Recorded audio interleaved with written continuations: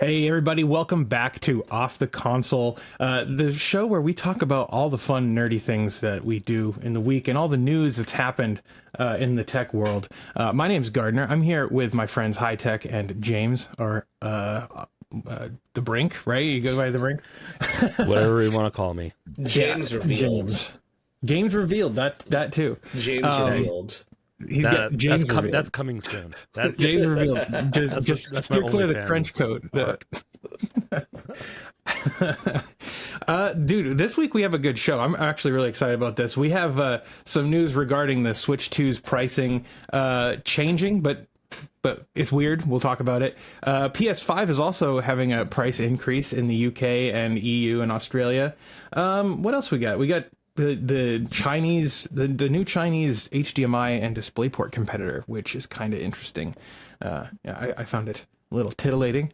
And 4chan was hacked. We're going to talk about that too. There's a whole bunch of stuff, so stick around through the whole episode here because we've got some fun things that we're talking about. We like to start off the show each week with talking about the stuff that we've been playing and working on. So, High Tech, why don't you start us off? What have you been playing this week? Well, I just beat Rise of the Ronin, and I thought it was a pretty good game. I don't know why it got so much flack. Well, I mean, it had performance issues on PC, which is fair, but like it was a PS5 exclusive, so I don't know why it had so much flack during that. I guess it was because people don't really jive with the whole historical Japanese theme, since it's a game about like samurai and like the Boshin War right before the Meiji Restoration. Back when you had American ships coming over, stuff like that, Mm-hmm. It sounds really interesting. It's something that I've been wanting to check out, but so many other things. I'm wondering if that's just it's a fatigue thing for people. They're like, I can either have fun or learn, or do both. And I guess they just want to not think. I find it weird that there's been so much backlash for the historical fiction set in Japan specifically. Like, I don't know what that's about. Content for these grifters. They just need content, honestly, and it's low hanging fruit, kind of. I don't think there was that much backlash. It's certainly no Assassin's Creed Shadows levels of backlash, but it didn't do too well, like review score wise, and I don't see why, to be honest. I thought the game was fine, except for the performance on PC. Yeah, I mean, performance on PC is always a contentious topic. Yeah, it really is hard because do you review the performance and the game? Like, it's so hard because with reviews, I'd prefer to rate, when I've done reviews in the past, review the content, the play style, just the how well it plays, the gameplay that is, and then like performance is a little bit more towards the end, and I'll still knock it a little bit, but hey, if you up the performance, I might change my score, and so because it's something they can fix, just knock it so that it hurts them a little bit, but they need to fix it. Yes. And also, I mean, this is just me, but I've very rarely found games that are like 10 out of 10 but run terribly on PC. This is my personal opinion. Cyberpunk, okay, I'll say Cyberpunk was a 10 out of 10 for me, and it ran horrible, but I had a 3090, so I powered through it. Okay, that's like you did. That's like you did. That is me. That is me. I think Cyberpunk eventually became like a 9 out of 10 in my book. But it certainly I'm a big was like sci-fi and cyberpunk style fan, so it's yeah. Speaking of when I like played Cyberpunk for the first time, I was, I've always been a Linux guy, and so I tried it on Linux, and it was even worse than it was on PlayStation 4 or whatever. And I ended up had no NPCs. Dude, NPCs were falling through the street, man. Like they would like walk into the street and fall through. It was hilarious. I did a live stream of it, and I was like, "Yeah, I'm gonna get a refund on this." Dude, that's crazy. I want that mode. I like playing through stuff like that. I don't want to play through the whole game, but that'd be fun. I want a mode. Yeah. Dude. So speaking of Cyberpunk, they just announced a new Ghost in the Shell anime. and it looks like it looks yeah. more akin to like the manga's art style as opposed to like the one from the 90s that everyone knows about. Mm-hmm. Yeah, that's But yeah, that's an old manga too. it's quite old. Honestly, man, Cyberpunk at launch was like at most an 8 out of 10. And that's before you take into account any of the bugs and shit that happened on everything back in then. Mm. I didn't have that many issues, honestly. Like, it worked pretty good for me. There's a couple of bugs, but if you're gonna knock that, then you need to knock all the Grand Theft Autos that have released. Pretty much every game that's open world that's released, you'd have to knock, because some people forget open world games tend to come fairly buggy, almost no matter what. I agree with that statement. Yeah, Grand Theft Autos are super buggy. I do remember it. People tend to forget that stuff because they're also super detailed as well. Like Red Dead Redemption 2, people can still consider to be some of the greatest games ever made, but it's also still a little buggy in my opinion. A little buggy. It's open world is such a hard one to fine tune, and every once in a while I'll see a game that does a pretty good job of not having too many bugs, but it's really hard, especially if you're running your own engine, which most of these places tend to do. Yeah. James, what have you been playing this week? I played on the plane. I loaded up my Steam Deck because I went on a work trip to Atlanta, and I loaded up my Steam Deck with all these games I was going to play, and then remembered I needed to do my taxes, so I played the tax game, and I did those while I was on my 4-hour flight. I got it done. Oh, no. Did you game on your way back, at least?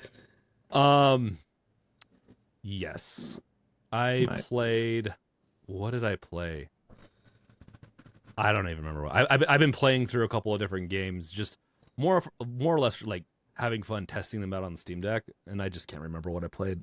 So I'm doing a bad job of saying what I played. Was it an indie game you played or a AAA game you played? Well, I'm drawing a blank. Obviously, it wasn't that memorable. What was it? Yeah, I don't know. I'll remember eventually. But yeah, no, I did that. It's probably because I was watching something while I was playing, so I was distracted. Were you watching an airplane movie or something? No, I never watch anything on screen. I always bring my iPad or my phone or something else I have cached. So I don't even remember what I was watching. Damn. Must have been a hell of a trip. Well, yeah. I didn't get the best sleep. Yeah, I mean, this shit sounds super stressful if you can't even remember what you watched or played, to be honest. It's not stressful. I'm just still recovering from the trip, and I didn't get good sleep last night. Damn. But yeah, it is what it is. It was a fun week for besides, I guess, have to do taxes. Yeah. Oh. So my accountant had to file extensions for my taxes because, when you work for yourself, it gets really complicated. Oh, shit. It does. I have both a W-2 and then I also had a bunch of other 1099s and stuff because I do also side work. And I've had clients forever, and that gets really messy between those two.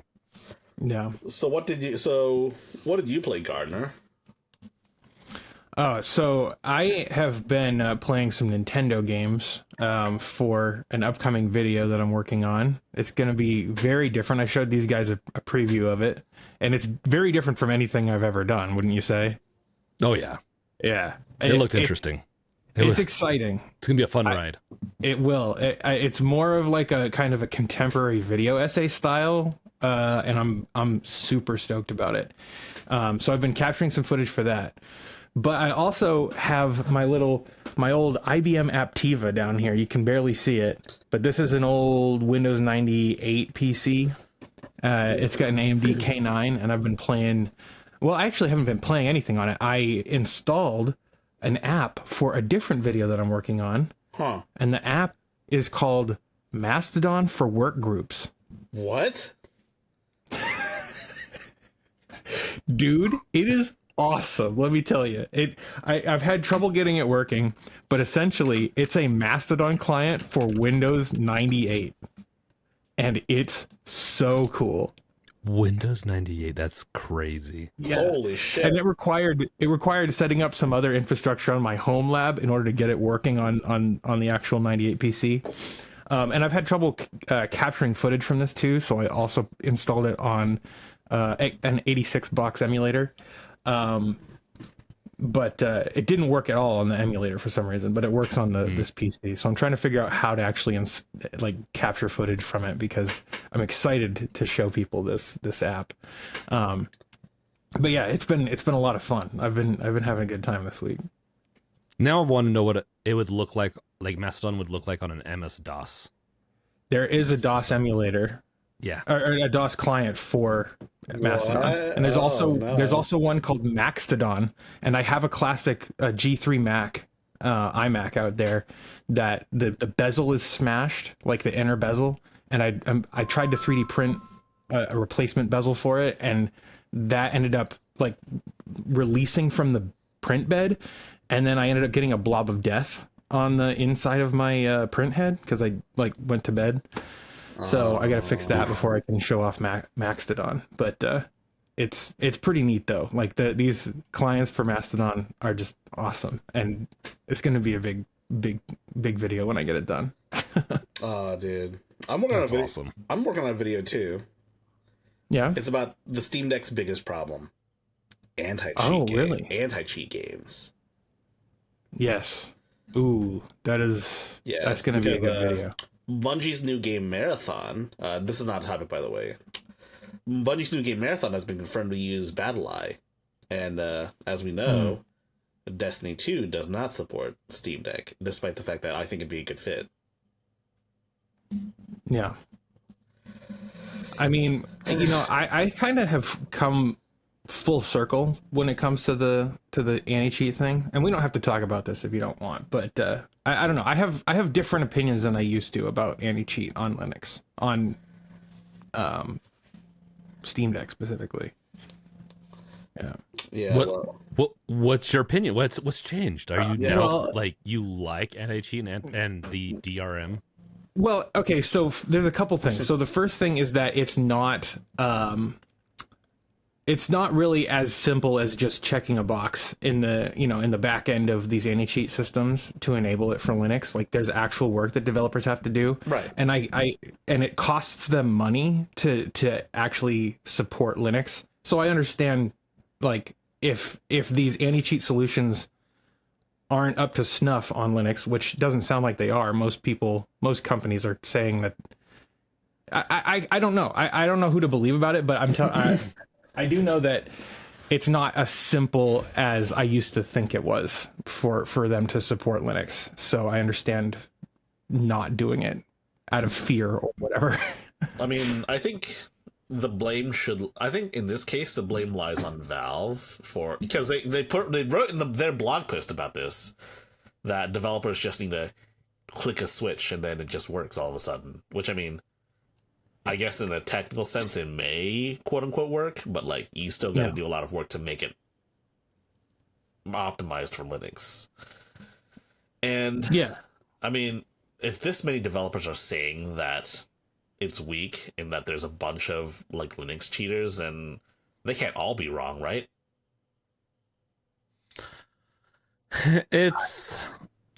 I honestly think they should just split them up. If you really want to play it safe, either go the route of not have it be cross-platform in the sense of Linux and Windows, and at least go off of that, and then or open up some type, like maybe we need more of an open source anti-cheat client for Linux, and then let everyone that's Linux play with each other. I think there's there's ways that we can go about it, but I'd like to see more companies invest in it and know that this is kind of like, this would open up, like it'd become less of a problem over time as more and more people game on Linux, and at the end of the day they'll probably end up with a more secure platform. But yeah, I hear you. There's two things that I think, right? Like some of the blame does lie at Valve's feet, right? Because they're providing Proton, and that's like Linux support for Windows clients, right? But the big problem lies with the actual vendors of the anti-cheat software itself, because they're providing the, it's like easy anti-cheat for Linux, but it doesn't actually behave the same way. It's like it's not feature parity with Windows. So like, is it false advertising? I don't know what the word would be, but like and even Tim Sweeney has said like easy anti-cheat on Linux, is not good enough for us to release Fortnite on Linux. So therefore, we're not going to do it. But it's like, that's your own product, my guy. Like, you're going to badmouth that, it's their fault. It really is. They could just check a box. They could make it as easy as checking a box in their backend to allow developers to support Linux through Proton or whatever, but they don't. And I think part of it is like, at least incompetence on some level. Like it's hard for them to find developers who actually know enough about the Linux kernel and can afford to work at the lower price point in the games industry than they would making it, as a server admin. You know what I'm saying? Like, I don't know. Some of it is that, but also some of it is, I believe it's Epic just wanting to sabotage Linux because it's Valve. Yeah, but yeah, that makes sense. So that's where my head's at. So I think the ultimate blame lies with the cheat makers and the guys who pay for cheats. Because you're always going to have that, though. You're always going to have it, yes. But I think really like where it does fall on the cheat makers, right? Like, they're the problem, but the problem really comes from the fact that that's always going to exist, right? Yeah. And these companies are trying to make these games that where they're always going to have that like malicious force or like this malignancy on the periphery of their games, and that if they don't continue to invest tons of money and lock down systems and invest in like combating them, then there won't be a player base for their game. And I think that it's unsustainable. Like, I honestly think that online games, the way they exist now, are completely unsustainable. And I think that's where my head has gone from. Before it was like, we just need to support all the platforms and including Linux. And now it's like, no, we need to be done with online games as they exist today, because it's just not going to work. Yeah. From my understanding, a lot of those anti-cheat programs, the vendors, they're not actually that great anyways. Like, yeah, they're always playing, and these companies will go with the cheapest option. So it's not like it's doing the best anyways. Yeah. I don't play a lot. Yeah, and frankly, the fact is these vendors of these anti-cheat software, the only power that they have. I mean, it's clear to me the only power that the anti-cheat vendors have is because their software exists at the kernel level on Windows. That's the only reason that they're effective at all, because they don't exist at the kernel level on Linux, and they're junk on Linux. So it's like, they're not doing anything special. It's just that their app has higher privilege, and that's so, and it can only escalate from there, right? Like, there is no going back to like user space level privileges for anti-cheat, where the cheating software can interfere with the anti-cheat. It's just going to continue escalating, and that's why I think it's unsustainable. That is fair. I mean, we've gotten to the point where we have two computer cheating, where, on one computer you have the game running, on the other, and on another computer you have AI software essentially doing the work. That reminds me. I was following a project by a YouTuber. I can't remember his name, but he essentially started up something called Waldo anti-cheat, and it's powered using AI. And instead of however regular anti-cheat works nowadays, embedding themselves in the system, instead they use AI to determine, player behavior in comparison to what should be possible in game. And I know we like to rag a lot on AI in their usage, generative AI, but I think using this, like pattern recognition for anti-cheat, is objectively a good thing. It's one of the few good uses for AI I can think of in video games. And doing it at the server level rather than on the client side makes a lot of sense. Yes. Like doing it on the client is always going to be inherently less secure. And yeah, I don't know. I agree with you, High Tech. I mean, They're just yeah. adaptive programs. I mean, this there's a lot of like I think too many people scream about AI being like garbage, or whatever, but has a lot of we don't even have like it's not even real AI, but you know the AI that we have is not. It has a lot of good purposes. Yeah. It's once it starts taking jobs or stealing to in order to like like art, let's say art, it has to build off of someone else's, and that's essentially just theft. And so you have to be right. You have to be careful with it all. I mean, in my opinion, I think this is okay because it's not like you have employees at like Epic or whatever watch every single Fortnite match, right? You don't have like a referee. Whereas in like an actual like sport, you would have like a referee determine things.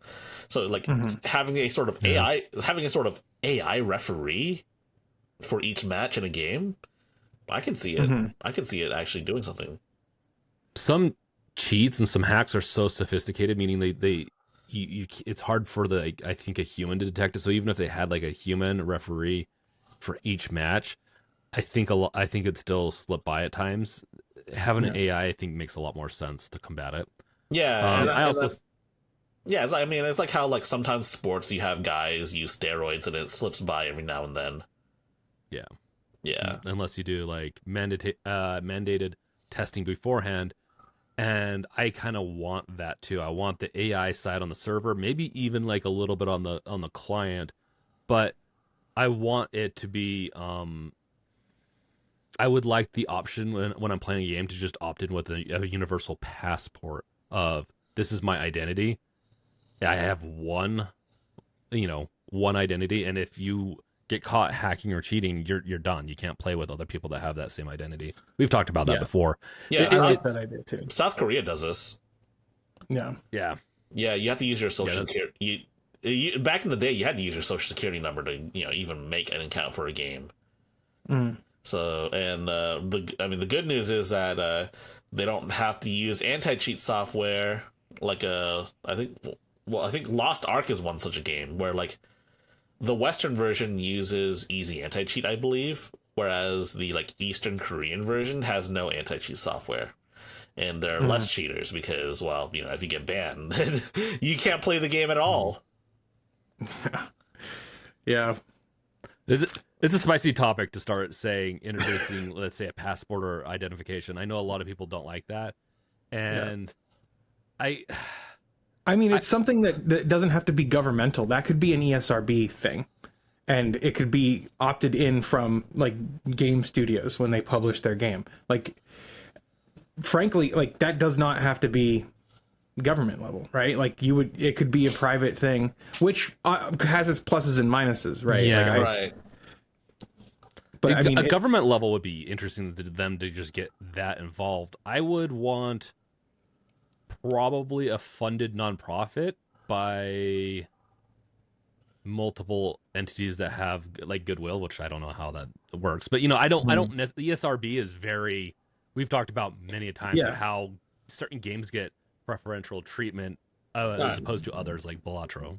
I mean, that's fair, but at the same time, though, you could spin this around. I mean, this is going to protect their interest, which is maintaining a player base, because, cheating does damage a player base. People stop playing games because of cheaters. So, in a way, I think the ESA could very well do this. I mean, they're not good. I mean, they haven't yet. I don't know if they even care enough to do it yet, but that's something they certainly could do if they just realize how important this is. Like a central database where every game developer shares data, and if like you get banned in one game, you can't play anyone else's games. That'd be kind of interesting to see. If we're really talking about like OpenID, like it doesn't have to be that egregious or whatever, and you would then attach it to your actual identity, but that real identity doesn't go out to any other like party. It stays with the central authority for the service, and then that's what keeps you from like making a new account with a different identity or whatever and circumventing a ban. Yeah. But yeah, I mean, I don't know. I like that idea. But we have other topics we want to talk about today. And this one was not even on our list. So, But it's a good one though. it is a good one, and we've talked about it before too. But before we get into those topics, make sure that you become a subscriber. If it's through YouTube, if it's through our RSS feed, or through, what is it? We have Spotify, is that what it's called? And Apple Podcasts. We're on all the different services, wherever you get your podcast from. Yeah, we have an RSS feed. We're also on the Fediverse, which you can find a link below. I'm not going to try and say it again. I gotta ask everyone that listens to, because you showed recently some statistics of a lot of people use for podcast Apple podcast. Yeah, and a lot of them are Android users. Yes. yeah. I want to know why people are using. I mean, I use Apple Podcast on Apple, but that's besides the point. Like, but I have Apple products. I'm wondering why people on Android do. That is interesting. I want to know, like, in the comments. Sorry, I don't mean to derail us again, but that one's a weird one. I don't know. Also, I'm going to share my screen so if the people watching on YouTube can see this. We've got some pretty good numbers for the last 3 weeks, and we've got some comments we're going to touch on at the end of the show. But this last week we had 2,000 downloads. The week before that we had 2,600, and this is probably going to continue to grow because it's been going pretty fast. But very exciting stuff. I mean, like, everybody seems to be really enjoying the show. Gardner, And you know what I think it is? it warms my heart. I think it's because you fixed those Apple Podcast tags. Because It could be. Yeah. Because like we had it up on Apple Podcasts for a while, and then like there was a stupid thing that they sent to my Apple ID email, which I don't use, and it was like, hey, by the way, you need to fill out this one little extra thing for your metadata, or else we're delisting your podcast in a week. And I didn't see it because I don't check that email very often, so I just had to do that to get it back on there. Yeah, and there was one comment. Thank you to yeah, I was gonna say, you go ahead. I can't remember the commenter's name. I don't either. But thank you, commenter. One person said, yeah, thank you very much for that, because I would have kept saying it's on Apple Podcasts when it wasn't. I said it too, dude. Don't worry about it. Yeah. So the first story this week, Sony is hiking the cost of the PlayStation 5 by 25% in the UK, Europe, and Australia. High Tech, what is this about? So, it's only the low end one, the all digital version of the PS5 that's getting a price increase. Mm-hmm. But it's going up by the equivalent of like $25, like USD. It's not even in the US as well. And some theories suggest that they're doing it to quote unquote protect the US market, where, like, you know, if the tariffs do go through, and I mean, it seems like at the very least the Chinese ones are going through, then, you know, the prices are almost certainly going to go up, and rather than just raise the prices in the US, they're going to raise the prices everywhere else as well. And this is an aspect of the tariffs that people don't typically talk about, because, you know, a lot of people, especially abroad, think that tariffs are just going to affect the US, and in many ways they do. But at the same time, though, some companies, Sony in this case, will raise the prices for everyone just to maintain price parity. It makes me think that they're kind of trying to go after just making more money, not necessarily any other reason. I don't. Yeah. Well, yeah, certainly. Price parity. They use different currencies than us. What the hell? That's not even a thing. They already are, like, with games alone. Let's say games, they'll be cheaper in other areas just so that they know they can get sales. Like, I know this is hardware a little different, but I don't believe it. It's Christopher Dring's. He's the editor-in-chief of and co-founder of The Game Business, and that's his speculation.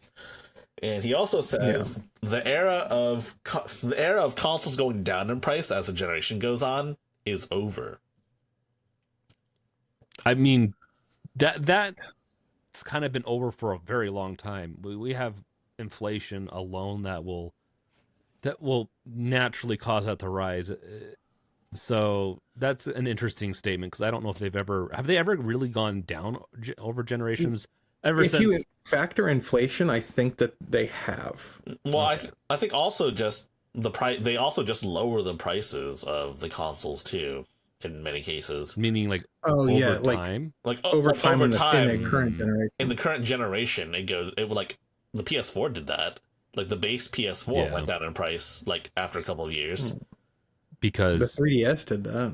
I think it's a little preemptive to say that they're not going to lower prices on the generation over time. If their sales slump, they'll do stuff. Like when people are dealing with price issues, like right now in the States, people are having to deal with high cost of living, period, with everything.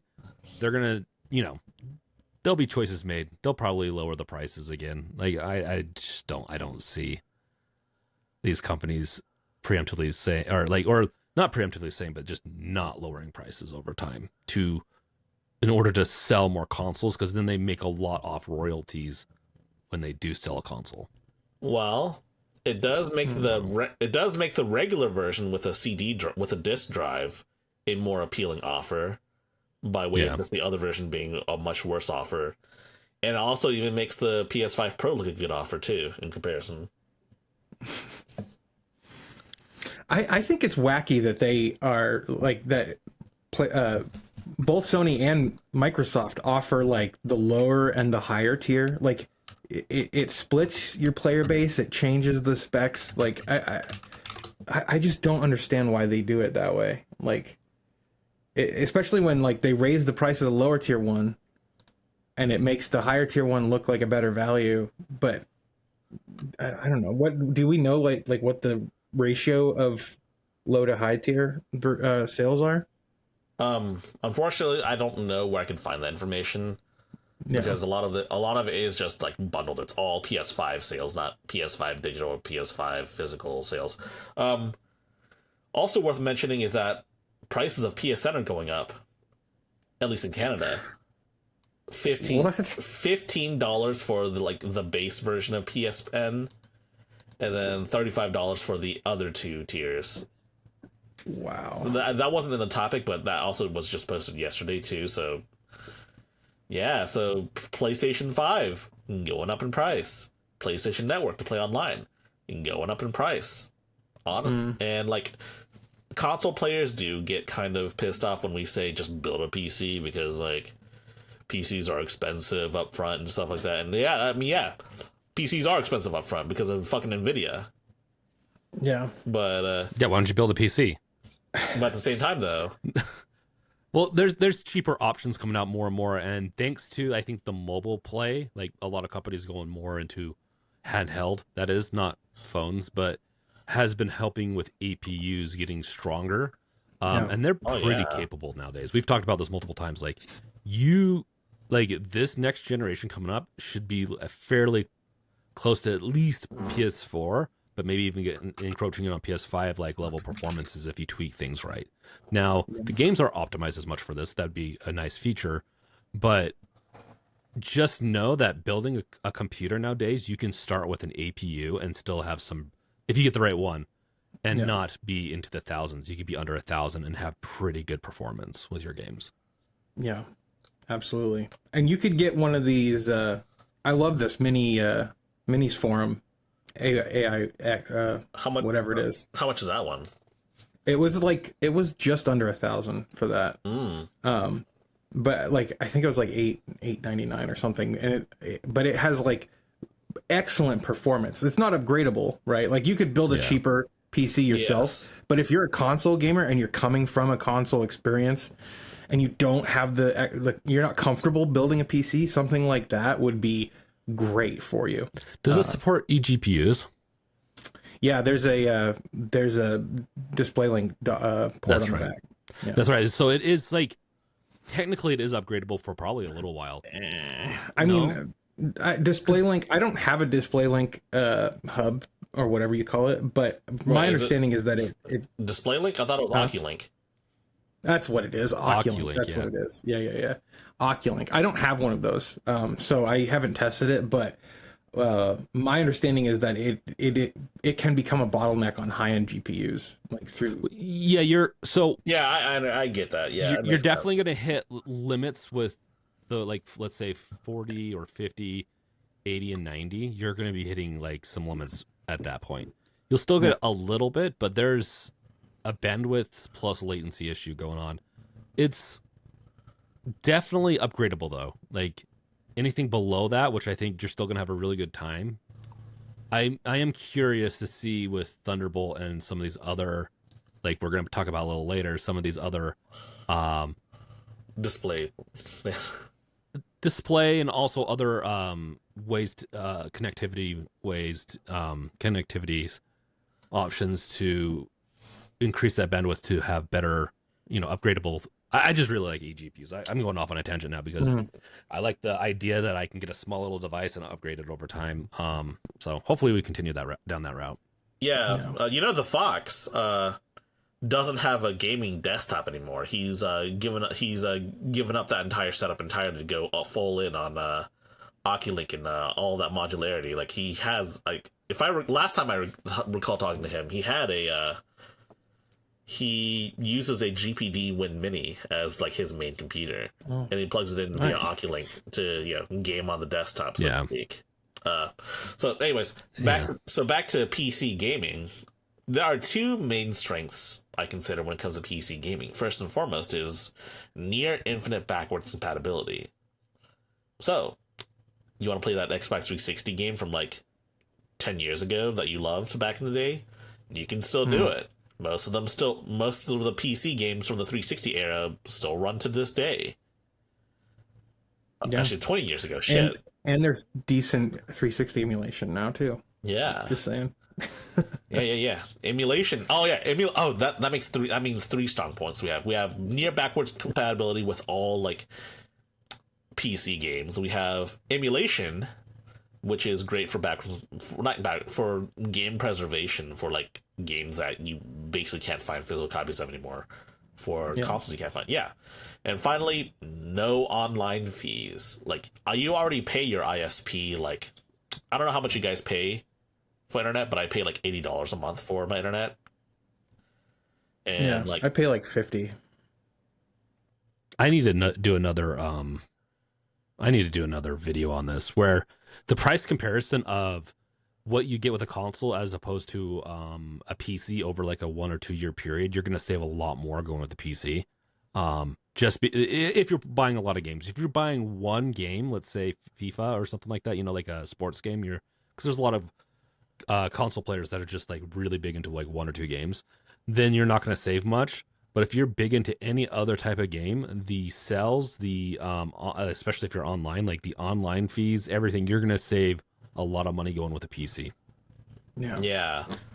But it's years down the line. You're not going to sit. It's kind of like going solar. Like it's going to cost a lot going up front, but like down the line, your investment's going to pay off.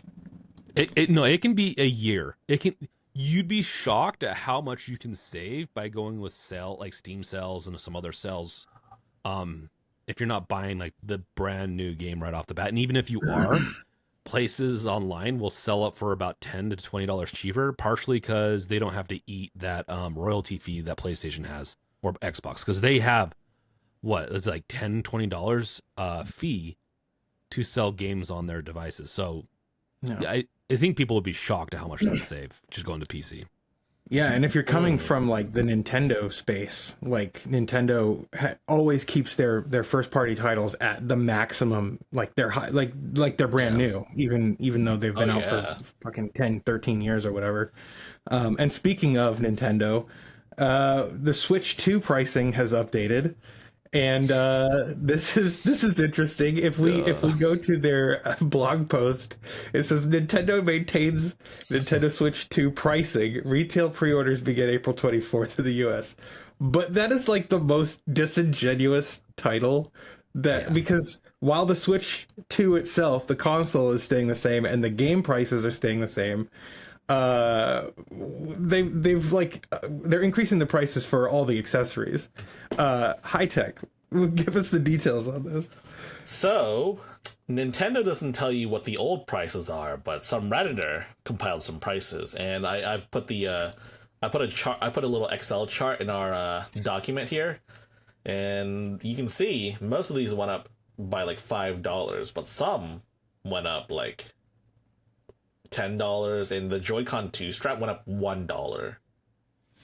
Is this what you're talking about? Yeah, that's the one I was talking about. Yes. Yeah. So yeah, the Switch 2 Pro controller has gone up $5. The Joy-Con 2 controllers have gone up $5. So has the charging grip. The strap has gone up $1. The wheel has gone up $5. $5. Yes. And man, that's just crazy. But the wheel, the Joy-Con 2 wheel, is that literally like the Wii wheel? Is it just a piece of plastic? I think Probably. so, yes. Oh my god, dude. Garden, you know what you should do? You should 3D print one of those. Oh my god, and charge myself $5 for it. Yeah, these prices don't even reflect how much tariffs have gone up. These are like, this is preemptive stuff. I don't think they're being charged yet, because I think they're like, what we're being told and what's actually happening with the administration, I think, are two different things. I think it's bravado kind of going on right now, but if they actually go fully into effect, this is child's play increases. They're going to be double this if the tariffs actually go through. God, and not like double the increase, right? Like this would be double the actual price that you're seeing on your screen. God, right? I don't want to pay $240 for a fucking Nintendo Switch 2, Doc. Dude, the dock set is $110. Was already $110. How much was the? I don't remember the Switch 1 dock being that much. Let me see. The first dock was like $60 MSRP. Actually, that's a lot more expensive than I thought it was. Wait, so it's double the price. So the dock is double the price of the original one. Well, this new dock comes with a fan. Okay. It comes with a fan.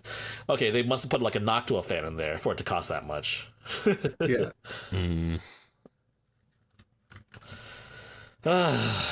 This is just despicable.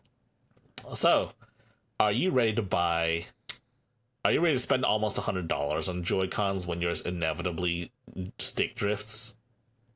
I'm not buying a Switch 2.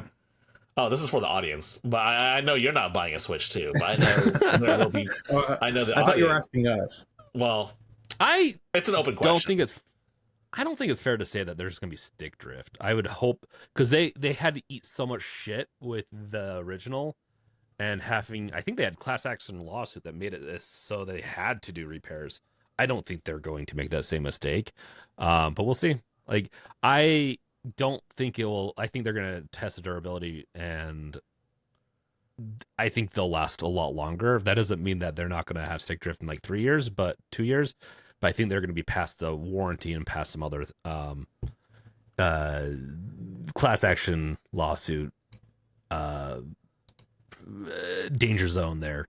So, I did a little bit of math, because I don't know exactly how long I've played on my Switch with the Joy-Cons, but I've only played Mario Odyssey, and I've only played Metroid Dread on the Switch in Joy-Con in handheld mode, right? Every other game I've played on my Switch, I've played with a Pro controller on a TV, right?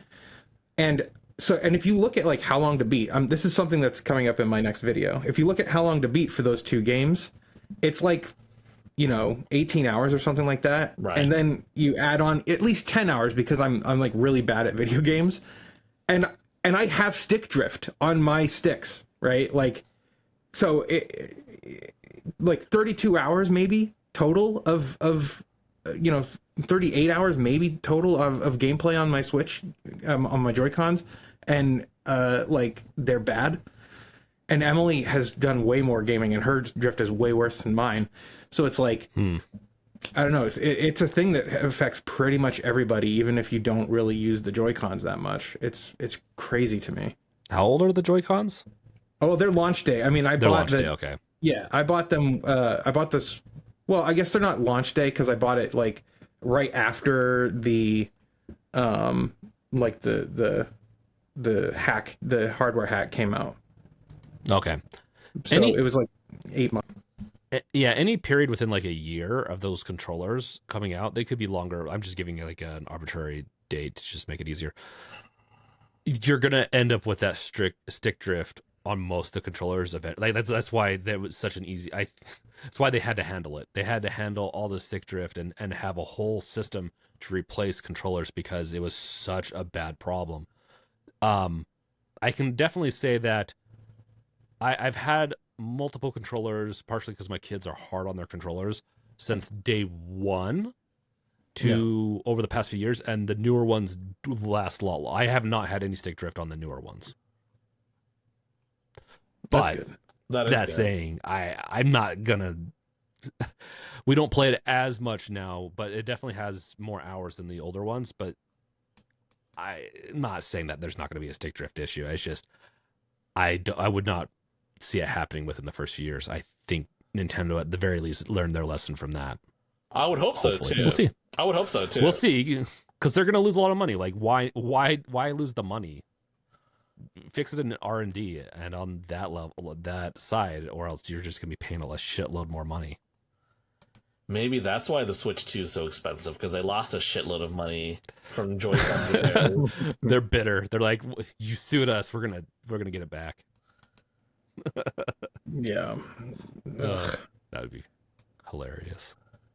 Yeah, the price increases is great. Like, I'm shocked that they're actually smaller. Like, that's why I'm saying, like, I think these are preemptive, but they're smaller than they technically should be to match in what tariffs are. But still crazy to see a price increase right before launch like this. And I don't think they want. I think they're doing it here and not touching the console itself, because they know if they touch the console too much, it's going to hurt their sales a lot. Oh yeah. Oh yeah, for sure. I mean, what's like the average increase, like percentage here? Is it like around 5 or 10% maybe? Yeah, It's less than that for most of these. Yeah. It varies. It's not one set percentage increase. Yeah, it's really hard. They're just like, hey, let's slap this up, couple of bucks. This is pretty much $5-10. Yeah. Yeah.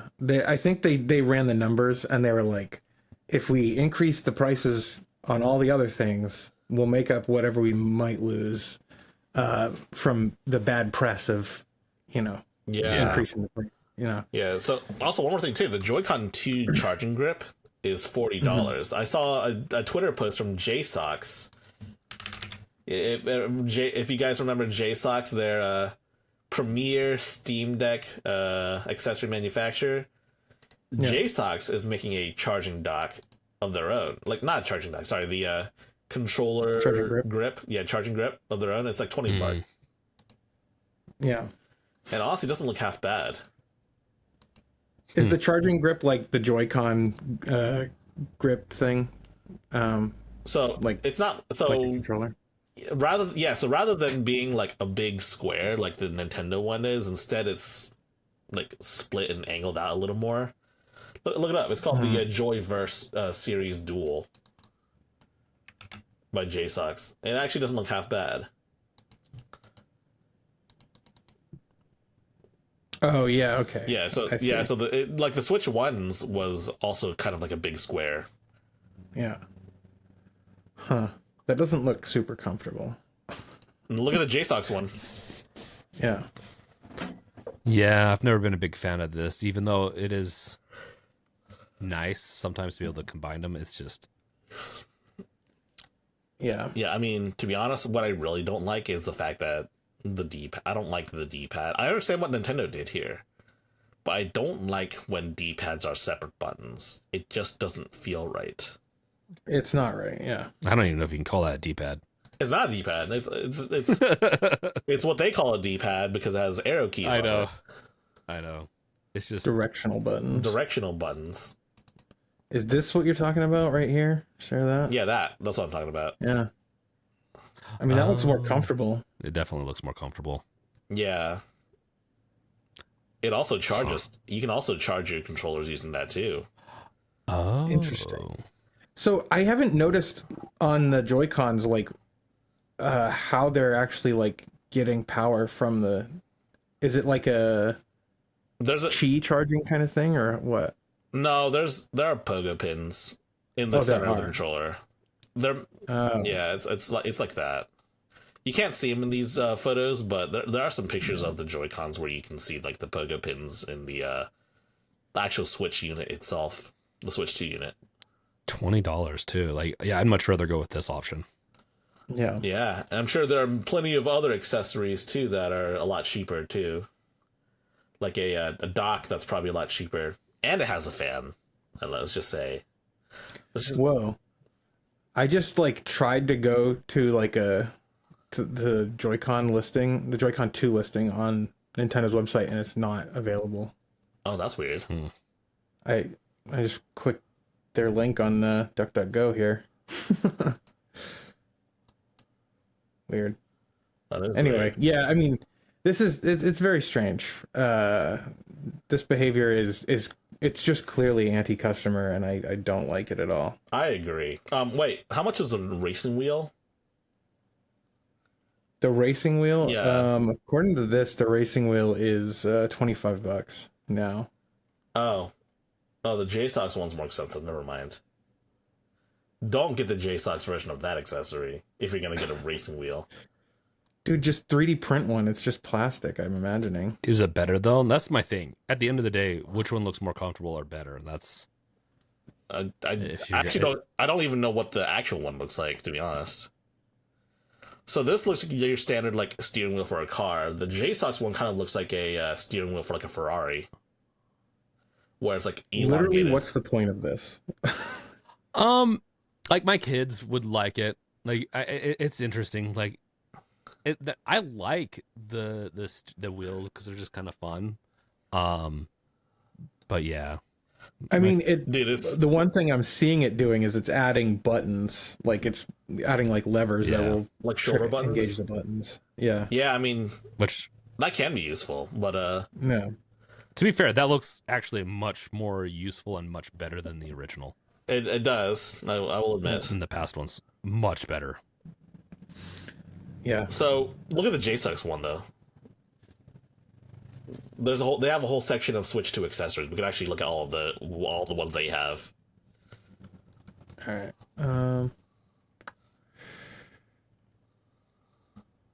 There. All right. We're not sponsored by JSOX, by the way. I should probably mention that. We're not. I do want to disclose I've had a relationship with them in the past, but I don't anymore. This right here. Yeah, I've had some stuff from them too. Yeah, same. Yeah, so okay. That one looks more like a $27. That just looks like a grip. I mean, it's not really a wheel. Well, yeah. Yeah. It's like one of those. It's like one of those Ferrari racing, like Ferrari steering wheels. Yep, I can see that. Okay, it's a 2-pack though. At least it comes with 2. Wait, oh yeah. Wait, does the Switch one not come with 2? They both come with 2. I'm just saying, at least it comes with 2. I do like the design a little better. I think I'd rather go with the Switch one, the Nintendo version. I mean, yeah, it's cheaper. Partially just because I think I'd be getting it for my kids, to be fair. Yeah. And I'm just going to have fun every once in a while with it. If I was seriously getting this for racing, then I'd get this one probably. Because it just looks... Yeah. I mean, hey, I like that charging station. That's pretty neat. That RGB... Oh, that does look pretty sick. Well, this one, and then there was one next to it, too. You can see the pogo pins Portable in that one, Gardner. Yeah, right there. The what? The like pins in the center of like the slot. The pins in the center, yeah.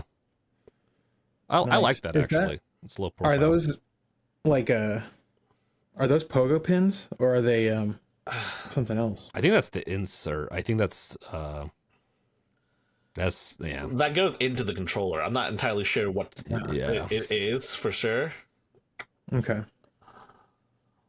Oh, hey. Neat. The Battle Armor Protective Case for Switch 2. That actually doesn't look too... I don't like the way it looks necessarily, but it looks like it'd be comfortable. It kind of looks like the mod case that they have for those Steam. Yeah. And I've never been a big fan of the way they designed it, but Dude, It looks comfortable. is that AI generated Pokemon? Yep. Lawsuit incoming. No. Yeah. Oh yeah, dude. Legally distinct Pokemon. Yeah. That would be As funny. long as you put that in the AI prompt that generated it, it's fine. It's fine. There's no AI copyright issues at all. No, they checked with their legal team, which is just AI. Is this Yeah. legal? Dude, Whatever you want, Looks boss. good to me, bro. dude, that reminds me. There are two like big YouTubers that used AI for like legal consultancy. One of them was have you heard about Carl Jobst's legal suit against Billy Mitchell? Huh. I mean, yes, I have. Yeah. So Billy Mitchell sued Carl Jobst because Carl Jobst insinuated that Billy Mitchell caused the death of a content creator. Oh yeah. Okay. Yeah, I've heard this. Yeah. And Carl Jobst put all of the facts inside AI and asked who would win, and it said Carl Jobst would win, and he lost. And there was another one. Who prided himself on being a hunter of terrible people. I'm not gonna say. I mean, probably the worst people you can think of. I know who you're talking about. Mama Max, and it was discovered that he's been using ChatGPT for actual legal advice. Dude, I was watching this podcast the other day, and this guy, I don't remember who it was, but he was like, "All right, we need to ask ChatGPT for something that you should just Google," and it made me so crazy angry. I was like, "Why are we asking ChatGPT when you can just Google it, and it'll come up with a better answer?" What was the question? Dude, I don't remember. It was something, but I remember it made me angry. I will have to admit, depending on what it is these days, I've been using ChatGPT more. Like I always forget how to get the YouTube API from Google. And I'll Google for that. Like instead of Googling for it to find an article, because whatever, ChatGPT just has it like listed for me. It's really easy. It's so hard. ChatGPT, why does Gardner Bryant hate you so much? I think That's a good question. at least answer it. It might not be truthful, but like, Yeah, it wouldn't know. Google nowadays, it's a shit show of if you're going to get what you want. Yeah, that's why. DuckDuckGo is DuckDuckGo, yeah, is better, but even then, like you're dependent on articles that are also AI generated. Sometimes I don't know. It's interesting. Which I'm not against AI generated articles actually, technically, but they better be at least they tell me what's going on. Like, tell me. Oh my god, no, he's not doing it. Wait, when you say hate, sorry, wait, hold on. Replace hate you with hate ChatGPT. Dude, this is what the podcast is all about. Hey, I'm down for this. This is a fun journey. Did it lose? What's the like? What company do you hate the most? That'd be a fun one too, though. Nintendo. Oh, yeah. They're like the most litigious company in the world outside of like, I don't know, the Church of Scientology or some shit like that. I think it would come up with an answer if I said Microsoft. That's a crazy statement. That What? they're on par with Church of Scientology. Like, no, I said they're like the second most like I know, but right? like they kind of are though. Yeah. That's crazy. I love how it's pulling this from my website. Let's see, why does he hate Microsoft so much? Yada yada yada. He has not publicly expressed hatred towards Microsoft. That's not true. That's not true. He has They been need to start how accurate is training this? on the Let's podcast. see. However, he's been in vocal accuracy, preference for Linux over Windows. Okay, true. Game development. In an interview, Bryant mentioned that while his lead developer used Windows for debugging purposes, he personally prefers Linux as his operating choice. Is that true? Is this something you said in an actual interview, Gardner? Yeah, I mean, wait. He personally prefers Linux as his operating system of choice. I mean, that's true, but like I did say, because he's mentioning the interview I did with Outcaster's Notebook about Dudelings, and I was talking about how Ethan, one of the developers I had on my team, was using Windows for it, but I was using Linux. Let's see. Also, Okay. Noted the export process of his game Doodlings was straightforward on both Linux and Windows platforms, with no significant issues reported on either. Brian's stance aligns with a broader community of developers who favor Linux for its open source nature, customization options, and developer-friendly tools. Yeah, I mean, I do hate Microsoft, though. It's just saying, I don't know. I think, honestly, this is like ChatGPTing yourself is more pathetic than Googling yourself. That's so funny. Yeah, ChatGPT me. Say, who is high-tech low-life? You gotta spell it correctly, though. I think it's fun. Like that? Yeah, like that. Oh, no. Oh, see, I'm I not couldn't big... find you. All right, hold on. Who was high-tech low-life, the YouTuber? Yeah. Yeah. I'm going to put your name in quotes, too. Oh, my God. Come on. This is proving how bad of a typer I am as well. I've seen worse. Stay logged out. Yeah, okay. So it knows who you are. See, his style may not always be as polished as some of the bigger tech influencers. Wow. wow, it's catty. Wow. Where it's not citing that. That's just hallucinating. I think your videos are great. Wow. Yeah, exactly. That's why it's reading comments or something. Oh my God. Now you need to see what it says about me based on the comments I get on my videos. I think Games Revealed is a unique enough name where you may not need quotes. Yeah, I think Games Revealed will pull up something, but it's going to be like space, he hasn't right? posted in a little bit. No space. Is there a space or no space? Just put a space. It'll make it easier. I can't remember if I put a space or not, because I do that sometimes. And Wow, you've got quite the resume. You even have bullet points for your I summary. Honestly think it pulled a lot of that stuff from my description on my YouTube channel. So wow, let's see what's going on here. Games revealed, game reviews, game reveals and trailers. Wait, what? Oh yeah, you do that. Let's see, industry news. Does this sound like the channel you were thinking of? It does. Me? Yeah. Does it sound? Yeah. Does it sound like you? it follows it, but I don't do all that stuff very much. Okay. I need to. I do Steam Deck more than anything, but I think I don't know. It's not going to be. It's not fully accurate, but All right. We should ask. it's close. We should ask about some of our friends, like our good friends. Oh, ask it to tell us about the cast of the Nerd Nest podcast. Tell me about the cast. Oh my God. Of the Nerd Nest podcast. All right, we're gonna move on after this one. Yeah. Holy shit! Listen, this is on you. Oh my God, It is Also fully, known it is as wow, that is fully. It is fully hallucinating here. dude, that is awesome. This needs to be its own separate. Shit. Oh my God. dude, that is. Oh, yeah, I love it. The cast my of the God. Nerd Nest podcast is a gaming and pop culture. Wait, the Nerd Nest podcast is a gaming and pop culture podcast that covers a wide range of topics, including gaming news, reviews, pop culture discussions, and occasional deep dives into specific subjects like anime, movies, and tech. I've never seen them talk about anime. I don't think so. I haven't. We talk about it more than they do. And then it says that I'm like the main host, and I'm also known as High Tech Low Life. Someone send this to Bill. We have to send this to Bill. Yeah. And then it says Megan Bryant. Megan is another regular of the Nerd Nest podcast, and she provides a balanced viewpoint, often contributing a more thoughtful and analytical perspective. Her contributions help round out the discussion, ensuring Megan Bryant. Yeah, I was hoping it would be like Gardner's wife or something. This is just ridiculous. Who's Jay? They don't have a J? Maybe it's a J station. J station? Well, there's Wow. And guest hosts. It doesn't specify any It says developers, creators, and fans.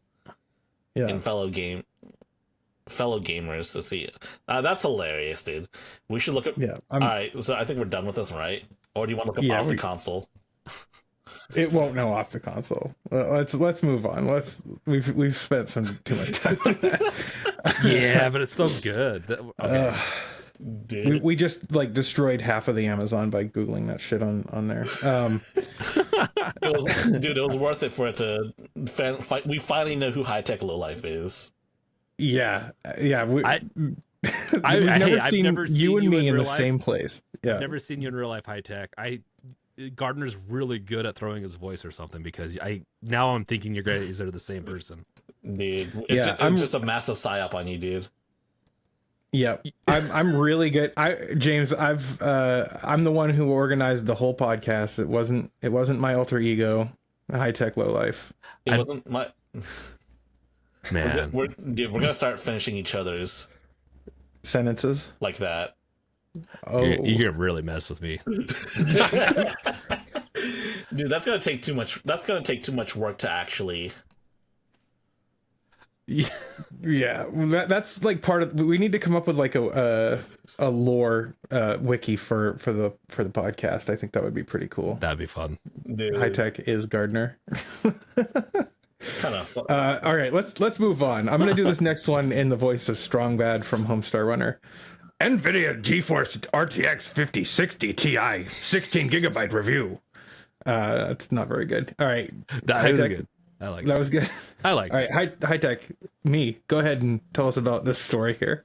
So the We get the new 5060. 5060. So the new 5060 Ti and the two 5060s came out, and for some reason the 5060 Ti has more VRAM than the 5070.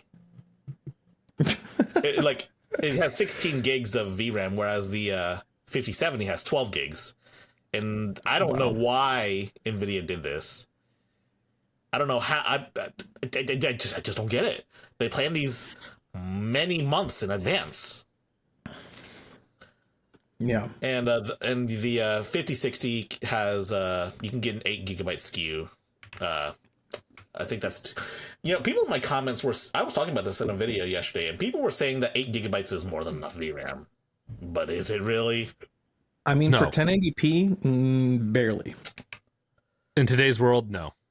No. But you're right. If it's 1080, like, you're definitely okay. If you're playing Counter-Strike Go, you're fine. But if you're trying to play anything that's like has any serious textures, like, you're screwed. It's honestly a joke nowadays, like how little VRAM we have, and it's not increased much. It's because they're afraid that if they put too much VRAM, like we're gonna cannibalize the enterprise sector. Mm-hmm. And I think that's partially it. Yeah, because like a 5090 is expensive, but it's also a lot cheaper than the enterprise side of Nvidia. If that had 30, if that had like 64 gigs of VRAM, then I'm sure many companies would probably buy that instead of whatever the enterprise version is. Mm.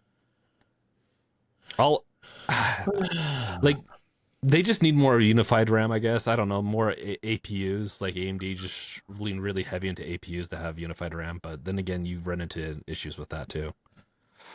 So supposedly the 5060 Ti is supposed to be quite a bit better than the 4060 Ti.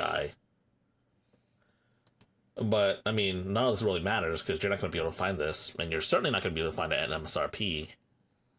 Mm. Yeah.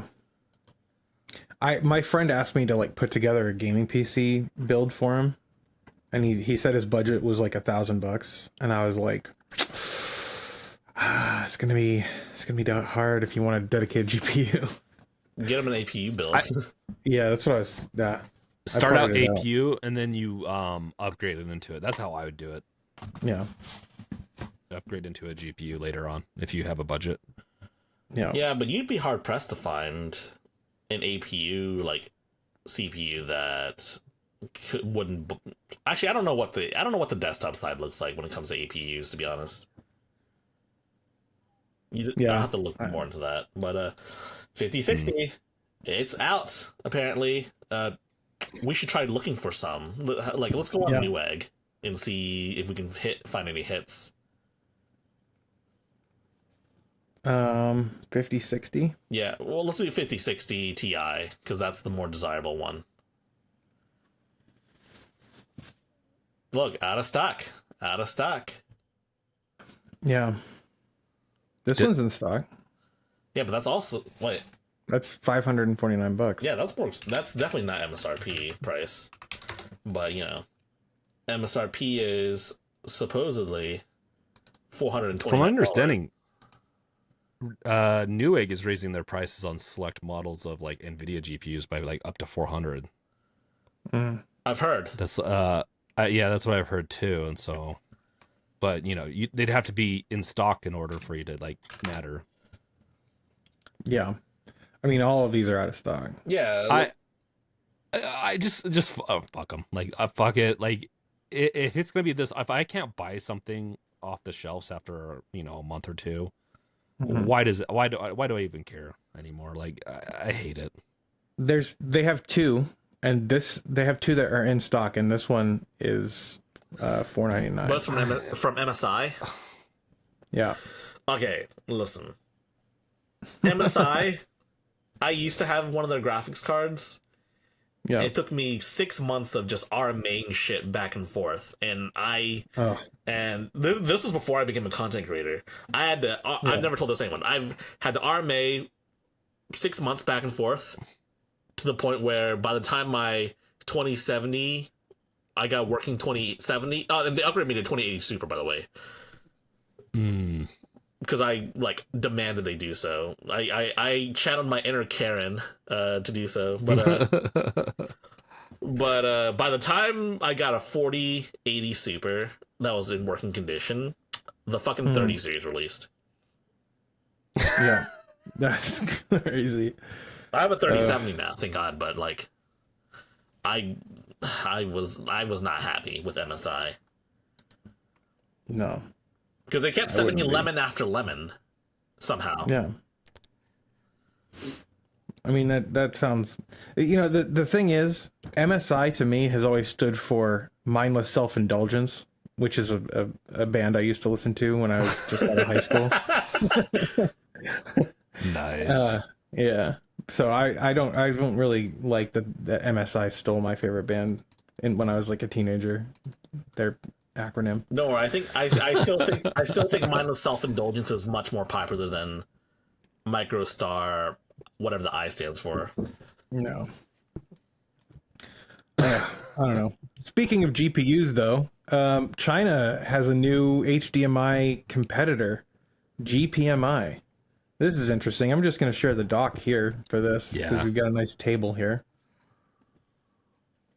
What do we got here? What's going on with this story? So, as stated before, a consortium of 50 or so Chinese companies came together to come up with GPMI, or General Purpose Multimedia Interface. Media interface. That sounds right. Yeah. So, we're spoiling the next topic, but that's okay. We'll talk about that later. But anyways, there's two different versions. There's a Type B and a Type C version. The Type C version goes over. It goes through standard USB Type C interfaces, and the Type V version is a proprietary connector. It's been described as looking like a sort of elongated USB-C port. Oh yeah, I should pull up a picture of that. Which I'm down for. Like honestly, just stick with these. I don't think there are any actual pictures of this. It's just been described as such. Oh really? Okay. Really? I swear. Oh, I maybe thought I've I just saw seen one. it. I think that there's something, but there wasn't one on Tom's Hardware, but yeah. I'm sure there probably is a picture somewhere. But if you look at what jumps out to me the most is I feel like it's just two type. Why did they call it Type B anyways? But it is just two Type C's joined together. I don't know. So double the wattage, essentially double the bandwidth. That Double your wattage fun. though is very interesting to me. It's insane.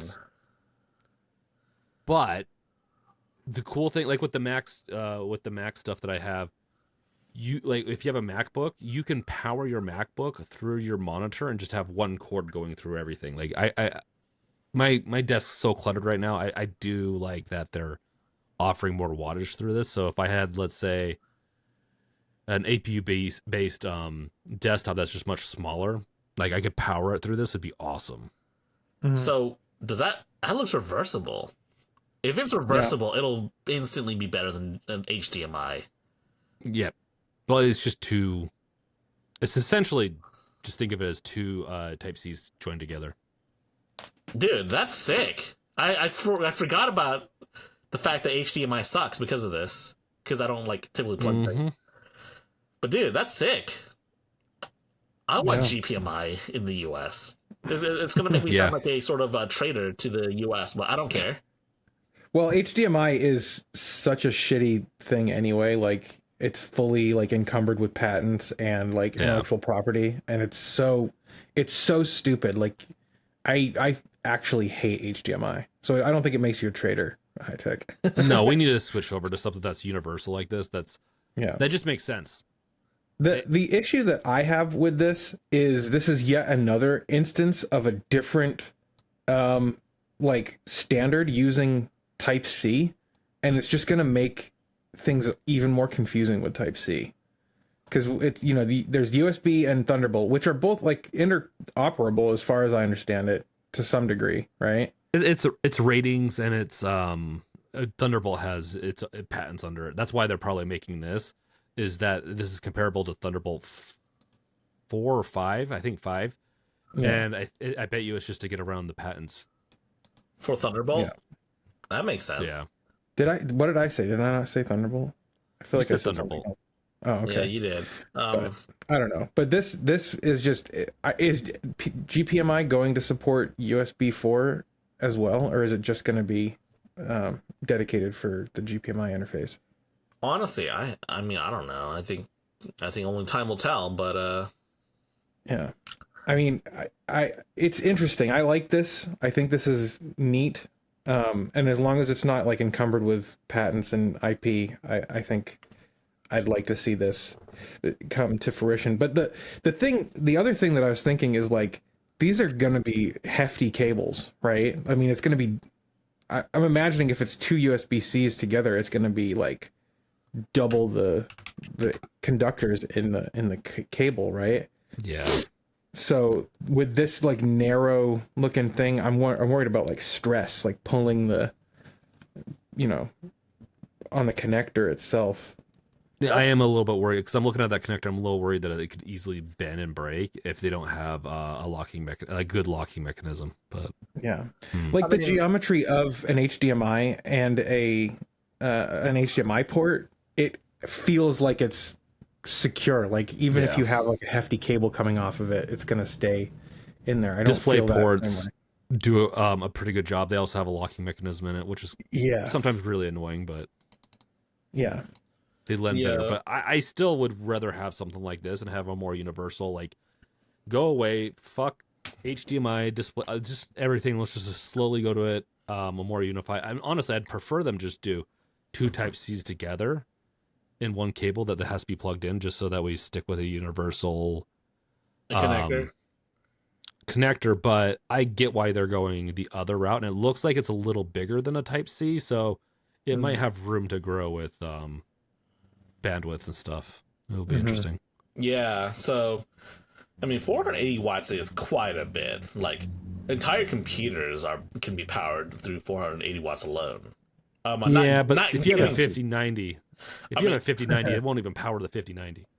I mean, okay, not a computer with a dedicated GPU, but like your mini. Computer with a dedicated, it could still do, depending on which one it is. But. Yeah, but the power delivery is probably the most interesting aspect, because I don't think I've ever thought of essentially what is a display cable providing power. But now that that's the case, I mean, what possibilities could we have? Could we power our PS5s from just the TV alone? That'd be crazy if that was true. Yeah. The TV, vice versa. They did it back in the 90s. Like, there were a couple Macs that had just a single cable coming from the like tower or whatever. Mac still can do that. My Mac Studio, if they had this connector, could do it. Like it doesn't consume enough power to hit 480. But the MacBook I have, yes, it is designed to be able to be powered off of like a Mac Studio or whatever they are, the Mac displays or third-party displays that have power throughput. So you get a lot of you get a lot of USB. You get a lot of benefit from it. It's pretty cool. I'm getting tired of cables, and so it'd be nice to have just one cable. Yeah. Here's a question. So they have Type C, which is like a USB Type C, and they have Type B, which is, you know, I don't care for this naming convention here, because like, what's Type A, right? Like the existence of Type C and Type B implies a Type A, and also like the USB standard used to be like Type A was for the host, and Type B was for the client or whatever you would call it, right? Like it was a host. So I don't know, that naming convention, especially sticking with the naming convention that USB set up, it seems a little weird. I don't know, man. I don't know. All I know for sure is that it's a standard. We don't know if it's going to be open source, to be honest. But given that it's being made by the Chinese, like a Chinese consortium, it might be more open source. Not in like a traditional like it's on GitHub sort of deal, open source. But they do tend to publish specific documents in regards to these, at least from what I understand, like for everyone to access. Yeah. So there's a good chance that this might be a new standard that we're seeing, like the birth of a new standard that might not die immediately. Yeah. I'm interested to see where it goes for sure. Speaking of something that recently died, 4chan is still down, right? Nice. Is it still down? You should check. Okay. How do I check? 4chan.gov or whatever? .org. .com? .org. .org? Yeah, 4chan's a .org website. Oh, God. Nope. No, that's an Apache error right there, too. They're going off of what, a 10-year-old version of PHP, I think so. I think There's 20. a lot of stuff to. Yeah. I watched what's that guy's name? I watched a guy who like went through like the source code leak, and he was like showing how like every issue with the code, and it's pretty bad. It's like it's a perfect example of Was it Mutahar? PHP spaghetti. Was it Mutahar from Some Ordinary Gamers? No, it's a blonde guy. I'll find him. Oh, I mean that sounds like something Ordinary Gamers would do. Download the source code for 4chan. Yeah, But I mean, 4chan's an old dinosaur at this point. It was like basically born at the birth of the internet. It was birthed by a guy named Moot, who then sold it to the Japanese, and the Japanese has had it for like 10 years. Oh, really? I didn't realize it was Japanese owned. That is crazy. Well, it's Japanese owned now, but it used to be homegrown American.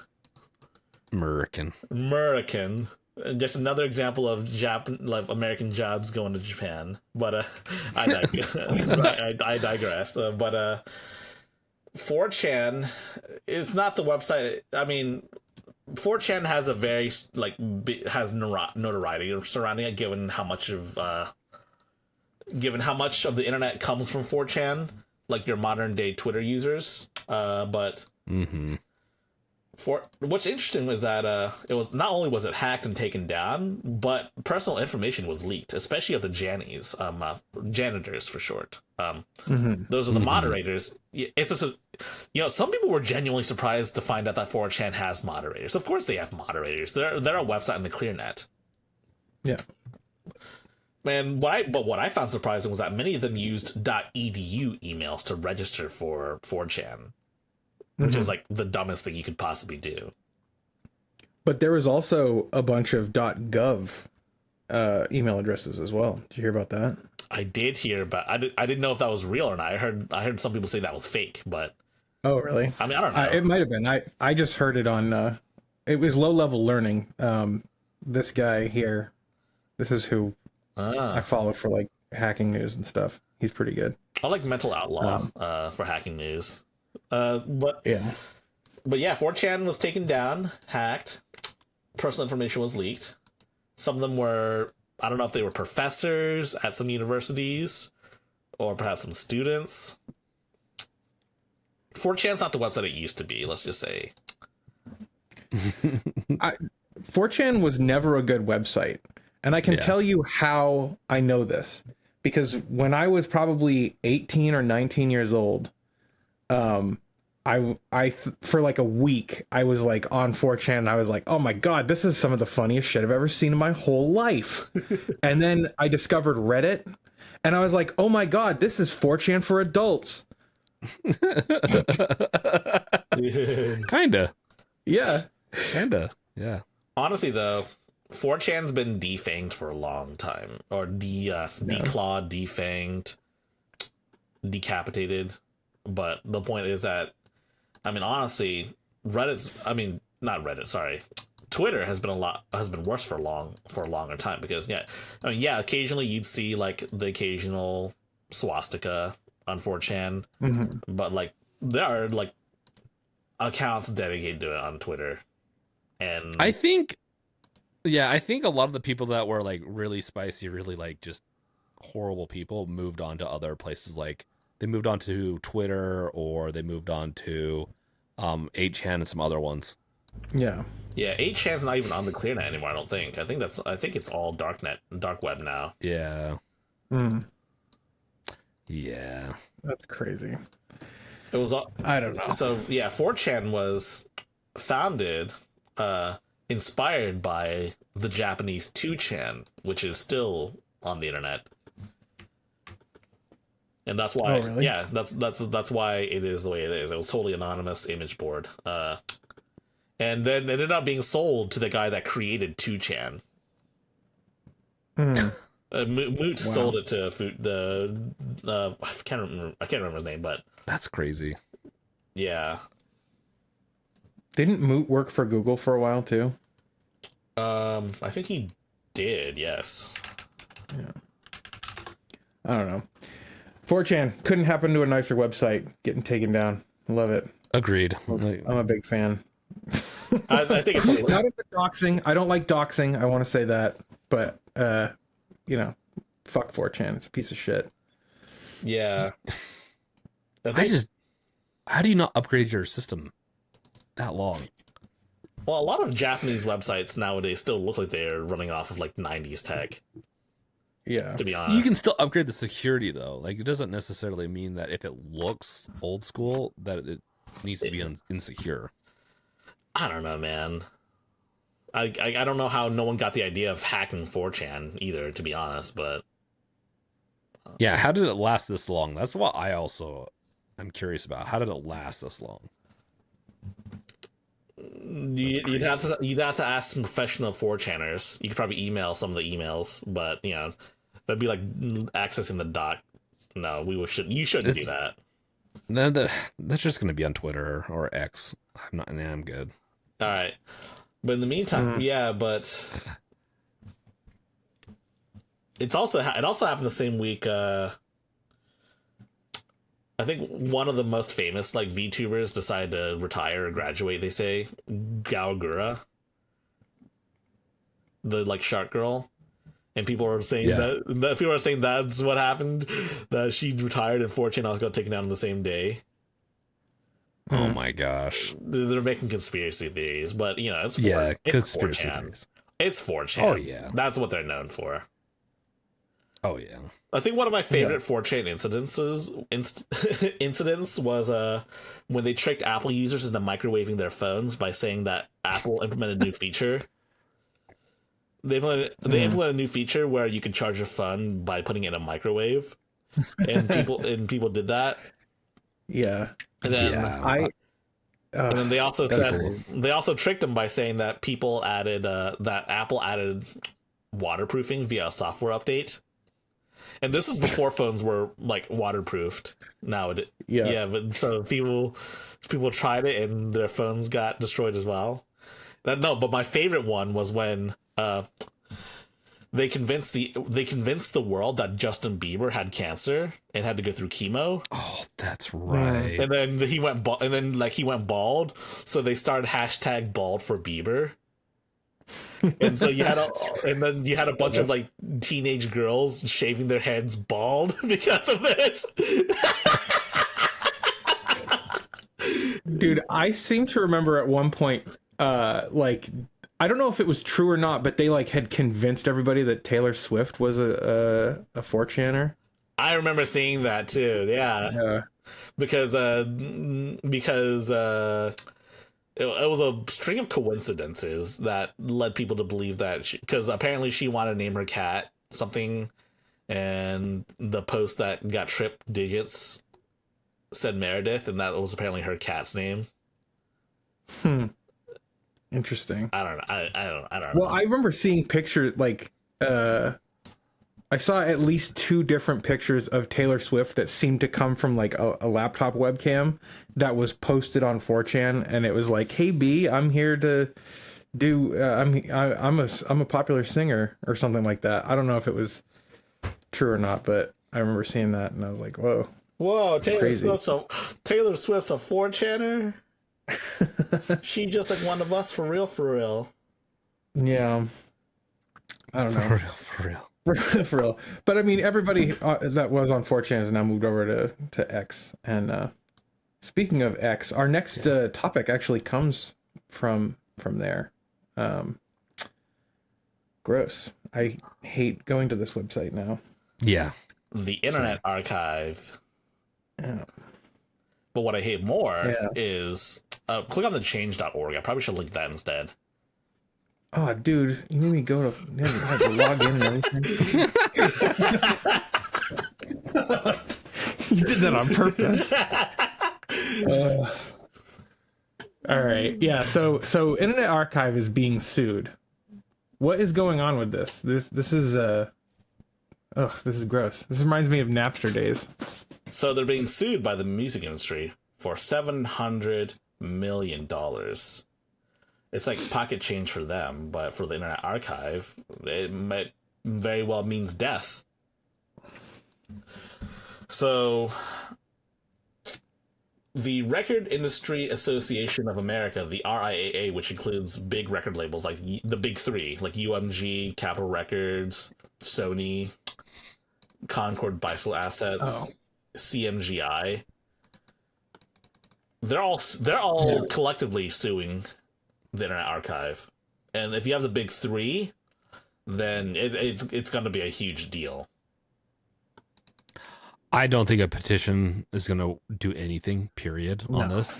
Because these guys don't care. The only way to save it would be on a governmental level, which we're fucked on. So I'm not very hopeful, but I definitely think this needs to be like promoted more and more to maybe than we can, because I think they're a very important service, and it just sucks that it's come to this. Yeah. I mean, I think signing a petition is better than doing nothing in this day and age, because I mean, we do need to show support for the Internet Archive. So, if the if the record label industry wins, then I think this spells the death of the Internet Archive as a whole. Not even just Internet Archive, but the Wayback Machine, for example, is one such a service they offer. That is going to go away forever. And the Internet Archive was just recently hacked like a couple months ago, if I'm not mistaken, right? Yeah. Yep. So, I mean, there's so much stuff on the internet that's lost these days. I know people say, people used to say that, oh, if you post something on the internet, it's on the internet forever. And I mean, that's, in a way, that's kind of true, but at the same time, though, it's not really that true. Because there's a lot of lost media on the internet that cannot be accessed anymore except through the Wayback Machine. And if they die, then we just lose probably half of the archived internet. Yeah. I mean, and the problem is, like, Wikipedia was also getting attacked recently. And so I went and downloaded the entire Wikipedia archive, right? Because it's like the English archive is a couple terabytes. It's not very big. Oh. Okay. Is that with or without? But you can't with images and media and stuff.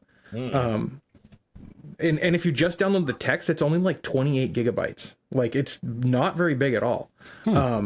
So, and you can do that with the English Wikipedia, but you cannot like archive the Internet Archive. Like, it is so massive. It's just, it's crazy to think that like the Internet Archive is like under attack, and it has been for a while now. And I kind of wonder why. Like, why are they being targeted? And I think that it has to do with the fact that they actually care about preservation, and it's like they're truly interested in like being like a source of information that can be referenced. Because right now, information is a threat.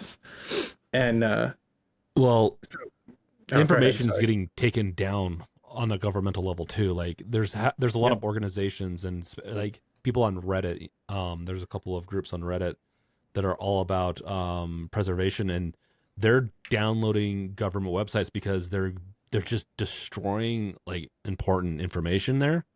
Yeah. Which is crazy. And so I think the best way to actually combat this is a decentralized way.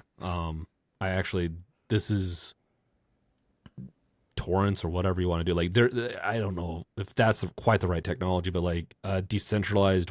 I think if they move to a technology that's more decentralized, where multiple places are hosting it, I think it will help save it. I think that's maybe another way we could save it, is by changing the way that we consume it / host it. Honestly, man, I would hate for the Internet Archive to go under. Honestly, but I can see the internet. I can see the Internet Archive going exclusively on the darknet if this were to come to pass. Maybe, even if they're. I mean, I think that there's such like an important institution that like they need to move defensively to like spin off the Wayback Machine or something into its own nonprofit or something. Because the Internet Archive is just being attacked so egregiously that maybe the Internet Archive should just be a sacrificial lamb. Like, I hate to say that, but like the Wayback Machine is so critical. I don't know.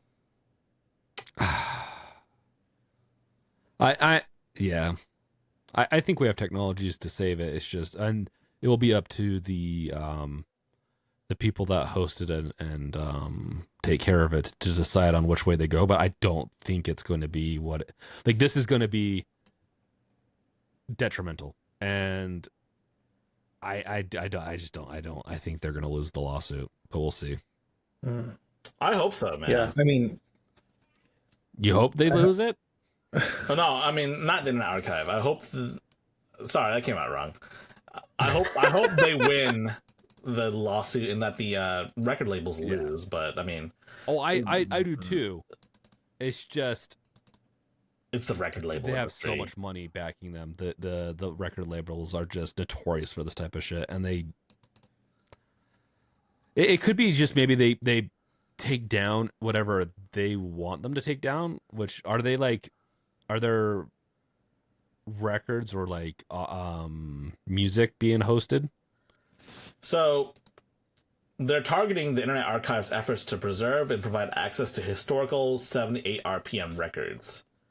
And it's about early jazz, gospel, blues, folk. That's the Great 78 Project. The Great 78 Project. Interesting. So they could always, I wonder if they could spin that off and try to save it on a different like not URL and everything else. Yeah. I mean, if it's the same people, then I think they're still going to be targets regardless. I know, but it could help not take down the whole thing and maybe decentralize it some more anyways into projects. But so how old are these? That's the thing. Like there are limitations on copyright.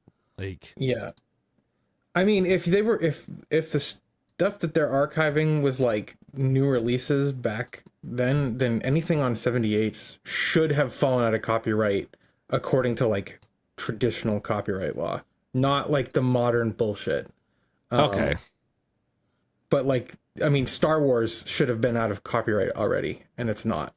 So So I don't know. so it's records from 1898 to the 1950s. Jesus fucking Christ, dude. So we have records from literally over 100 years ago.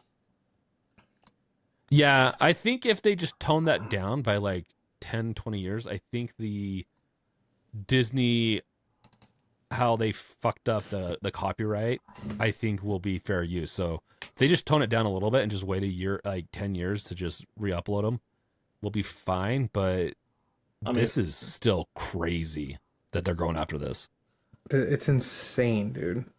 Well, the problem, I don't think, I don't know, man. It's the music. They're notorious for all the sorts of things. They've changed the landscape. They've changed the landscapes of entire like platforms too. Like YouTube used to be like this wasteland of you could listen to whatever you want and no one did anything. Like, but now if you like put in more than 10 seconds of like a copyrighted song, you're gonna get obliterated. Dude, I get fucked if it's just like a second, I feel like, and they can detect it. Like, it's... Google's systems have gotten a lot better at detecting this stuff because of, like, because of all this stuff from the music industry. Yeah. And Twitch, too, actually, because people used to stream whatever music they wanted and listen to it at the same time as talking, but then the record label industry hit, and then all of a sudden, a lot of those VODs are in danger. But on the flip side, I think the artists need to get paid. Like I think it's really the artists need to get paid, but guess who isn't paying them? Yeah, exactly. That's my thing. Yeah. Like, at the end of the day, I'm for all that, and I'm for actually some, like, you just can't play an artist on YouTube.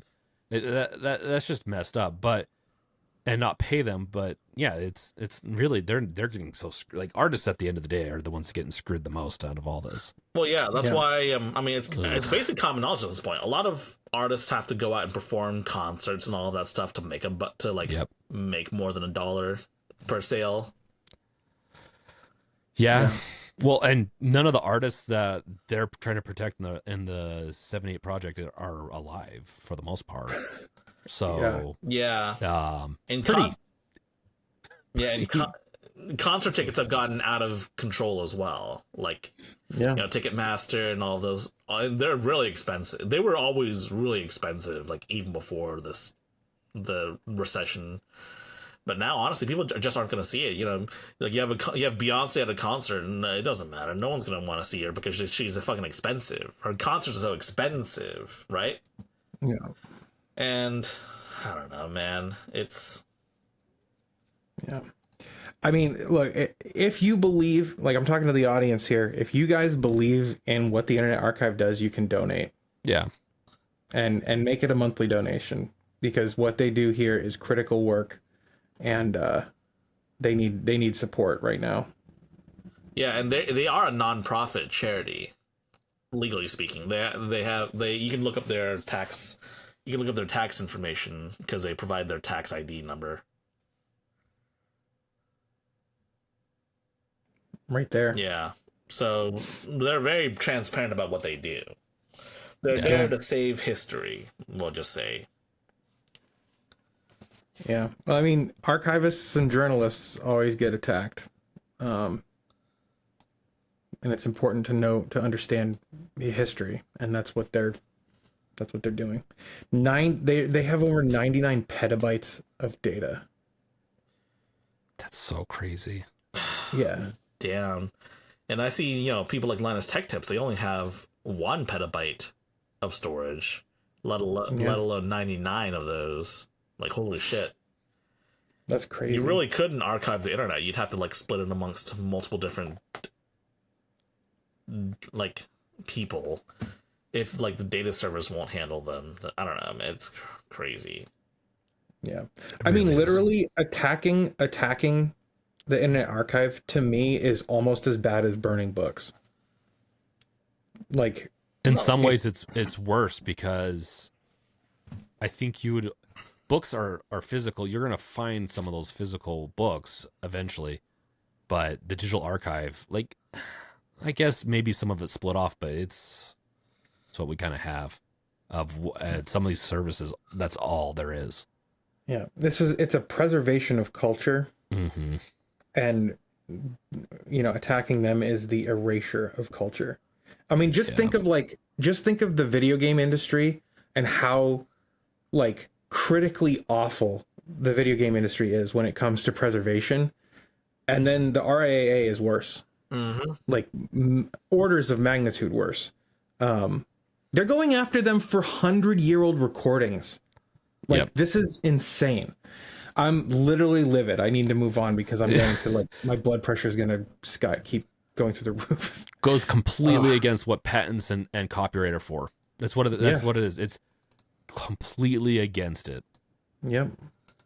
Let's move on. So we have a more lighthearted topic at hand. 19% of Japanese people in their 20s have spent so much on gacha that they've struggled to cover living expenses, survey reveals. This is crazy. What's going on with this? So, why? For the audience, if you're unfamiliar with the concept of what a gacha is, it's basically like the original gacha before video games came out were like little vending machines with little capsules and you get toys out of them. I'm sure you've seen them here in the US as well, right, guys? Oh, Yeah. But in this case, gacha games are games where, characters, items, means of progression are locked behind having to roll the gacha. And they make a shitload of money. If you make it big, you'd make a shitload of money. But if you don't, then you're fucked. Let's just say. Quick question. Is this like gacha, like GOTCHA, or is this like a Japanese It's word? a Japanese word. It's a gachapon for short, actually. All right. But essentially, if you look at the data, there's all this data right here. They spent This is shocking. 20 almost 20% of all people spend too much on video games, and they can't cover basic living. This is Japan, by the way, not the US. I'm sure. And only 24% of them actually regret this decision. Only 24%? Yes. Is that what it is? Wow. Yeah, it's saying people that regret. Yes. That's crazy. Spent money. Okay, so spent money on in-game purchases to the extent of not being able to cover living expenses, and that's 18.9% of all, like both men and women. Yeah, it's a And sample. then the regretting spending money. It was a sample size of Sorry? 1,000 people. Yeah. Yeah. And then the percentage of all men and women in the study who regret spending that much money on in-game purchases is only 23.9%. I'm sorry, but that just doesn't add up to me. Like, if you can't cover your living expenses and you don't regret it, like, what is wrong with you? It comes down to I think a mental illness, or like an issue on like that needs to be resolved. But like 76% of these people have some kind of mental issue. No, Is that what 76. you're saying? 76 is no. So that means they don't. Right. Yeah. That means they don't regret it. So, I mean, part of it is also that maybe some of those people aren't the people that spent like $1,000 on rolling their favorite waifu. Oh, I see. Yeah. Like I spent like $20 on a character, they don't regret it. I mean, $20 is still a little bit too much for my opinion. I see. Oh, this it's is not. like including all the 1,000. Okay, Yeah. Right. So, I was misunderstanding. Yes, that makes sense. spending money on in-game purchases 20, but that's still like okay. That I wanted to see the correlation on the people that actually are like their living expenses are shot now. I want to see what the percentage there. don't worry. But, I mean, there's more. Like the 18, so it's almost 19% of people spent more than they should have. Yes. And over 20, so a greater percentage of the people who've spent any money are regret it. Yeah, like I probably wouldn't I probably regret spending $100 on the character, but at least I'm not broke. That's probably the sentiment that's going on there. Yeah. I'll also mention 1,000 for a sample size is not very good. No. Yeah, it's not a really- very big sample It needs size. to be much. It should be much bigger. But yeah, continue. So here is the survey. Here's some more stuff here. So they ask us every year. Yeah. I'm willing to pay to have an advantage in game. 2024 survey. All men and women, 12% in 2024, 17.9% in 2025. Interesting. Yeah, so And then I can't enjoy the game if I don't make in-game purchases. In 2024, all respondents said 18% in 2024. In 2025, it was 20.8%. So it sounds like the gacha market is actually like influencing people in a negative way. That's what it sounds like to me. it certainly does. And I'm not sure if it's because and the second graph in particular, I'm not sure if that means that the game's just not fun if I don't spend because I'm weak. And a lot of gacha games, they make free characters not nearly as strong as like the characters you can like roll or that tends to be the case. Right. But I'm not sure if that's what it is or if maybe like, this $60 game doesn't have any microtransactions. I can't enjoy Balatro without spending $1 for another hand. Like I don't know if that's the case either. I don't see that being the case, but someone had to say it. Right. I mean, I think there are two ways to look at it. You're right.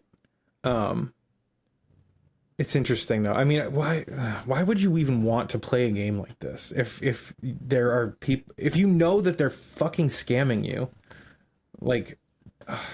So maybe I'm just autistic. Addictive play. You're getting deeper and deeper. You're like, well, I want to be the best. It works. Like I said, it works. Like it's not like some intense mental illness thing. It's just working on. Like I shouldn't. It's gambling. It can work off similar things to gambling. So thinking that you're gonna win.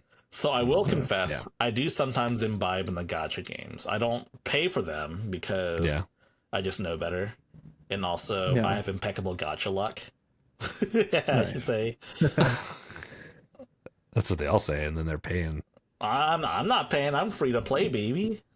But let's see. Wait, what's this last one here? I should see what this is. Let's see. It's the amount of money spent. It looks like. Let's see. Spend gacha games. It's risen. Oh yeah, this is the amount of money they spend on average. So on average, they spend about. It looks like they're spending less on gacha games, though. Yeah. From last year, because it's down like almost 1,000 yen spent. I think part of that has to do with the fact that the yen is so weak nowadays, though. To be honest. Yeah, I mean, is that a lot? That doesn't, as far as I know, that's not That's not a whole lot. No. Like it's like $10. It's like probably $5 or $6 now. Is that like average purchase price, or is that like over a time span? Or I mean, I mean, it looks like it's average per month. Okay. So I mean, if you're spending $10 a month, that's not like gonna impact your finances too bad, right? Yeah. But of course, you have famous stories like how someone spent like $40,000 a year on Fate Grand Order. Let me pull up that story. Yuck. Guy spends too much. I mean, High Tech, you do have pretty good luck, though. I mean, you've told us stories about how good luck you have. Some say I was just born lucky. Speaking of which, I only play one gacha game nowadays, and it's I think you guys see me talk about it in my videos, and some of the people that have seen my videos see me talk about it. It's a Blue Archive. I'm max level in it, and I have some of the best units in the game because I just have impeccable luck. Sue me, but I mean, be careful. I might. I want some of that luck. It's not fair. Hey man, it's not my fault. It's not my fault I can just get things I want for free. You know what's funny? I actually have pretty good luck too. But like I have like this hyper, I don't know, like almost supernatural sense about luck. Um, you guys want to buckle in for a long story, or should we not? I'm down. So it's actually not that long, but I went to this like Christmas party with my girlfriend at the time at her work, and she worked at this like elementary school, and like all down the main hall of the elementary school there were tables set up with door prizes, and it was $10 for each ticket to enter a door prize, and they'd give you a ticket and you could walk down the thing and put it in any bowl on any table, and then they'd draw a door prize from the bowl on each table and you'd win that prize. So I ended up like telling my girlfriend, I was like, we need to buy 2 tickets and that's it. And she's like, no, I'm gonna get like 4 or 5. I'm like, no, we only need 2. Oh so my god. Dude, I'm telling you. And so we bought 2 tickets. One was for me, one was for her. We walked down the thing and I was like, this tablet right here, I don't have it right here, but I have a tablet that I won from this door prize. Okay. I was like, I'm going to win this tablet. And she's like, no, you're not. I was like, yes, I fucking am. Trust me. And then we walked around, and I had a feeling that there was like this basket with, it was like an Easter basket, but it had like Dolphins, like memorabilia in it, like the football team. And I was like, put your ticket in here. You're going to win this. She's like, I don't want that. I'm like, I don't care. It's Christmas time. You can give it to your dad or something. You're going to win this. She didn't do it. And then she didn't see anything else that she wanted. So she just threw it in there as a lark. Right. And she's like, you're full of shit. We're not going to win either of these. Dude, I'm telling you, we drove 3 hours down to see our friends. And then she got a phone call and she had won the Dolphins basket. And then like the next day, I was like shocked that they didn't also say that I won the thing. And then the next day they called and they were like, oh, by the way, Gardner won that too. So, dude, how wild is that? I do that all the time too. Like when I know I'm going to win something. Yo, you know what you should do, Gardner?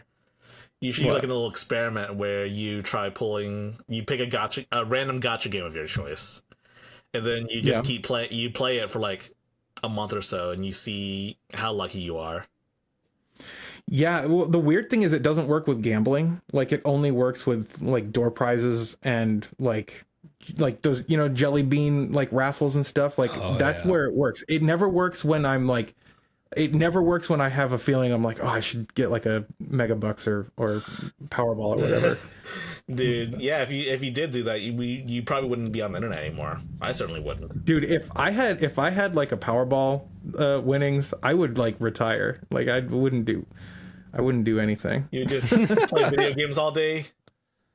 Yeah. No, I mean, I probably, you know, honestly, I say that, but I would not be able to not work. Like I have to be working. I'm like a sheepdog.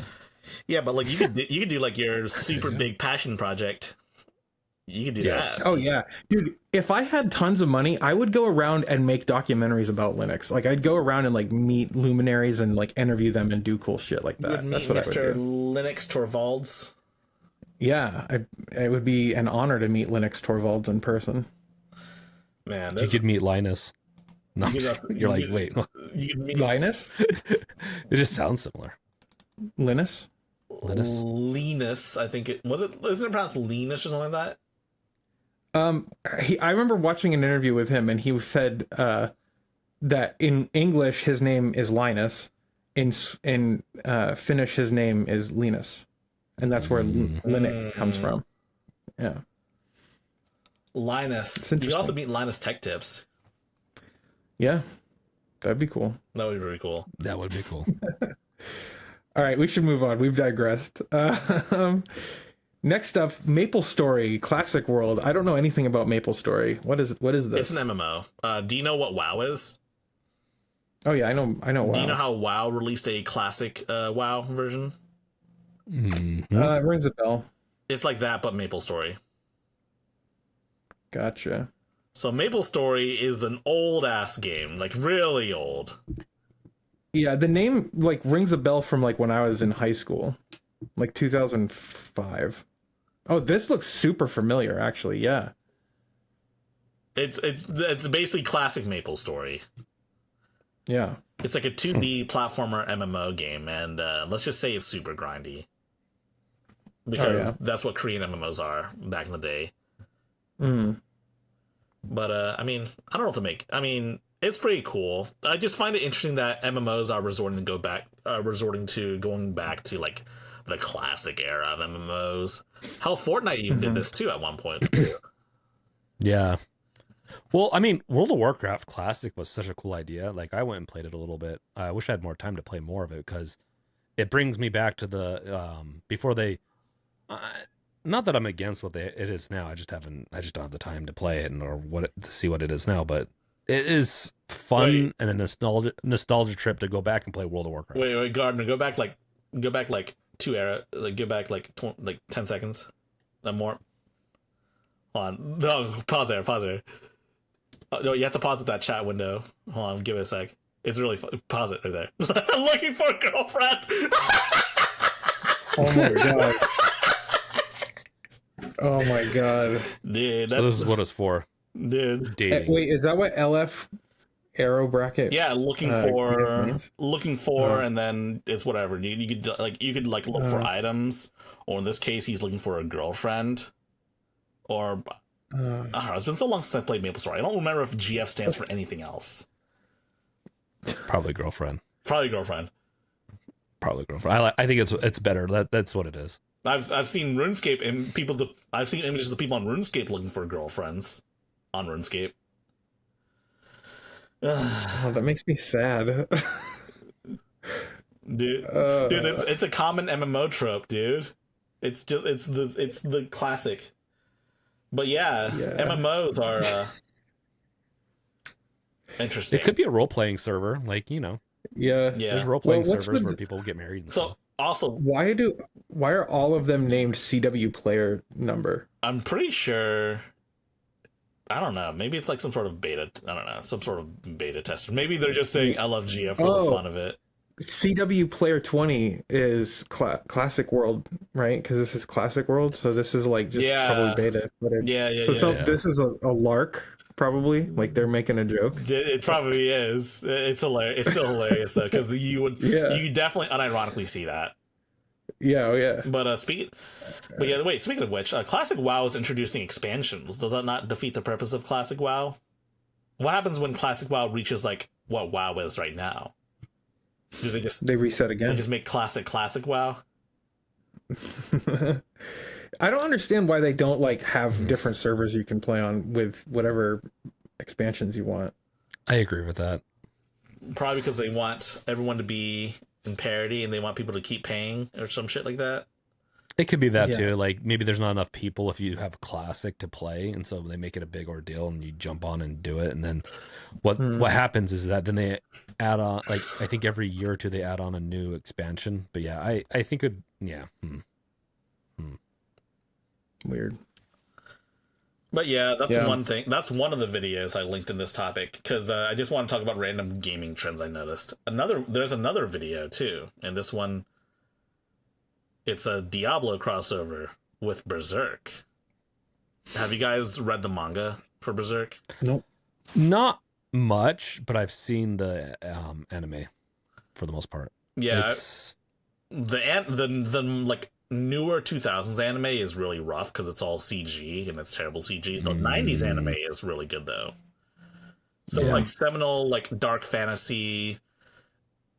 They say Dark Souls is heavily inspired by Berserk. Let's just say. Really? Yeah. This makes sense. This makes sense for a crossover. I'll be like I really. It does make sense, but at the same time though, a lot of people are starting to get kind of tired of it. So he looks like Kratos. So that's a Diablo character. That's not Guts. Guts. Pull up a picture of Guts right now. He doesn't look anything like that. For instance, he's not bald or has a beard. Guts from Berserk. That's his name. He wields the Dragon Slayer sword, and it's a giant piece of it's a giant sword that. Yeah, that's Guts right there. So he has a mechanical arm because in the Golden Age he had to cut his arm off to try to save Casca because of some terrible. It's not appropriate for kids. We'll just say Berserk, and it's not just the blood and gore. Mm. There's every suggestive theme, I feel like, in that. It's not played for what modern anime is. It's dramatic and it's terrible, and it's treated as such too. But it's a really good series if you're interested in like dark fantasy. The original author died like last year, I believe, or 2 years ago, and so they're still carrying it on. I haven't read it since then, to be honest, but I've been meaning to dive into it one of these days. I just haven't yet. I've had too much other stuff. Yep. it's good stuff, man. But unexpected crossovers. With Fortnite, I guess it kind of makes sense because like Fortnite is just Fortnite. But like, how do you feel about Call of Duty having anime girl guns and like Squid Games crossovers? Like, I think people don't like that. Yeah, that doesn't make sense, honestly. That seems like a Bobby Kotick decision. It definitely was. Yeah. Or at least a Bobby Kotick style of decision, because I mean, yeah, right. because there's no way there's like no real correlation between Squid Games and also Call of Duty, despite except for the fact that some of the guards in Squid Games uses guns to kill people. That's like the only real connection, I think. Yeah. I mean, the only connection that I can think of is Microsoft's going to buy Netflix pretty soon. That's a joke. I haven't heard any rumors. Dude, Don't put that out there. Don't say that shit. Don't say that shit, man. You're gonna be like the modern day Cassandra. It's a Cassandra group. No, Microsoft buys everything. They're evil. They are evil to a degree. Everyone's evil to some degree. Oh yeah, they're all bad. Before we wrap this episode up, I think we should take a moment and recognize the people who have left comments on the last episode. This is something we've been promising we would do for a few months. And finally, there have been comments that we can respond to on the air. This is pretty cool. We had Bill on the last episode from Nerd Nest, and he's just an awesome guest to have. And a bunch of people were commenting, Nerd Nest and Off the Console are two of my most watched podcasts and are part of the reason that I have moved to Steam Deck and PC gaming. Nice. And I went and hearted that because it made me happy. And then it is surreal that to see my two favorite podcasts are coming together. That's pretty awesome to see as well. That is really cool. Hell yeah. And then Phaser Shifter 3120 says, I'm running Bazite with an RTX 3080, had it running fine for months without issues, switched to Windows, but could not stand it and finally switched back to Bazite. Had a few issues now, but now it's fine. That's interesting. That's awesome. Hey, if it's working great, go for it. Dude. Like Bazite was great. I liked it. It was crashing too much, and so I'm going to go back to it a little later. Yeah, a 3080 is like kind of like the 30 series is kind of the bare minimum for using Linux with the Nvidia card. Like the 20 series and the 10 were not that great. Mm-hmm. So it's good that you are having fewer issues, it sounds like, with Linux than with Windows. Yeah. Yeah. I mean, Windows, I was having issues with Windows, and I had to completely wipe my drive and reinstall it from like a clean bootable drive. Like that was the only way I got it to kind of be fixed, and I can't wait till the day that I just switch over fully. Mm. Yep. Hopefully we'll do it soon. Cool. Hopefully it'll happen soon, but who knows?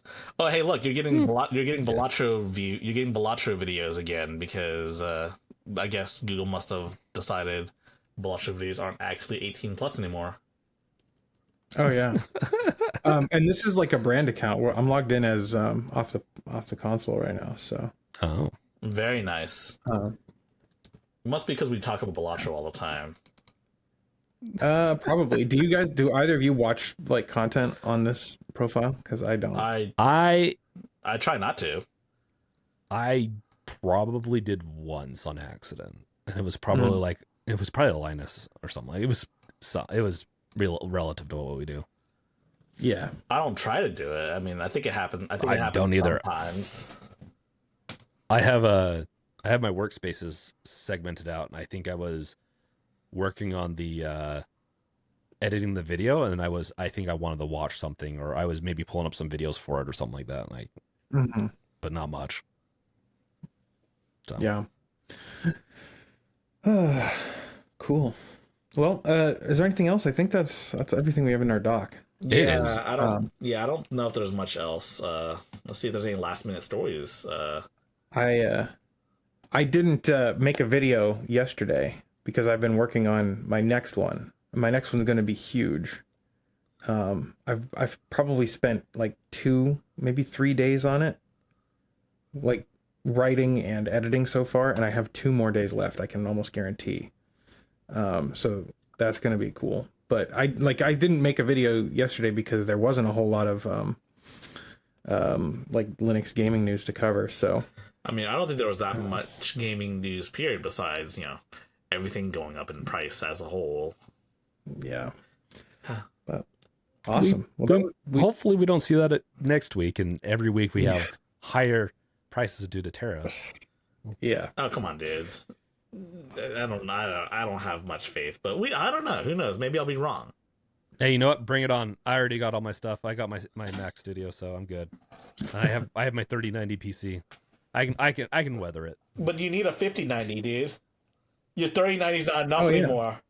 Nah. FOMO, dude. FOMO. I have, after seeing those, I thought I would have more FOMO, and I usually do, but like after seeing the prices and how hard it is to get, and like I think AMD's doing an okay enough job, and I think I'm gonna go for a mid-range card eventually, but fuck this like high range, like high end. Go with a Battle Mage card, dude. If you don't really stick it to it. if you don't buy a 5090 for $2,000 right now, the 6090 is gonna be $3,000, $4,000. If you don't buy, it's just gonna push me more to just whatever else is there. I'm not playing that game right now. True that. I wouldn't want to play this game either. In the past, actually, the only reason I have a 3090 is because it's what I could get during the the cryptocurrency era where everything was sold out, and 3080s were. I wanted a 3080, but I could only get a 3090 because 3080s were just better at mining crypto. You can only get a 3090? That sounds like the most ridiculous thing I've ever heard, but shit, man. Well, I mean, I remember that. That was a terrible era for PC enthusiasts. Maybe I could have gotten something that was much like a 30, 50, or 60 or something like that, but I didn't want that. I wanted something I wanted 70 or higher, and that's all I could get was a 3090. Yeah. I know it sounds ridiculous, but it's what it is. And it overheats my room so much, I hate it. Yeah. Well, guys, I think that's it for this episode. 2 hours and 13 minutes. We're right on time.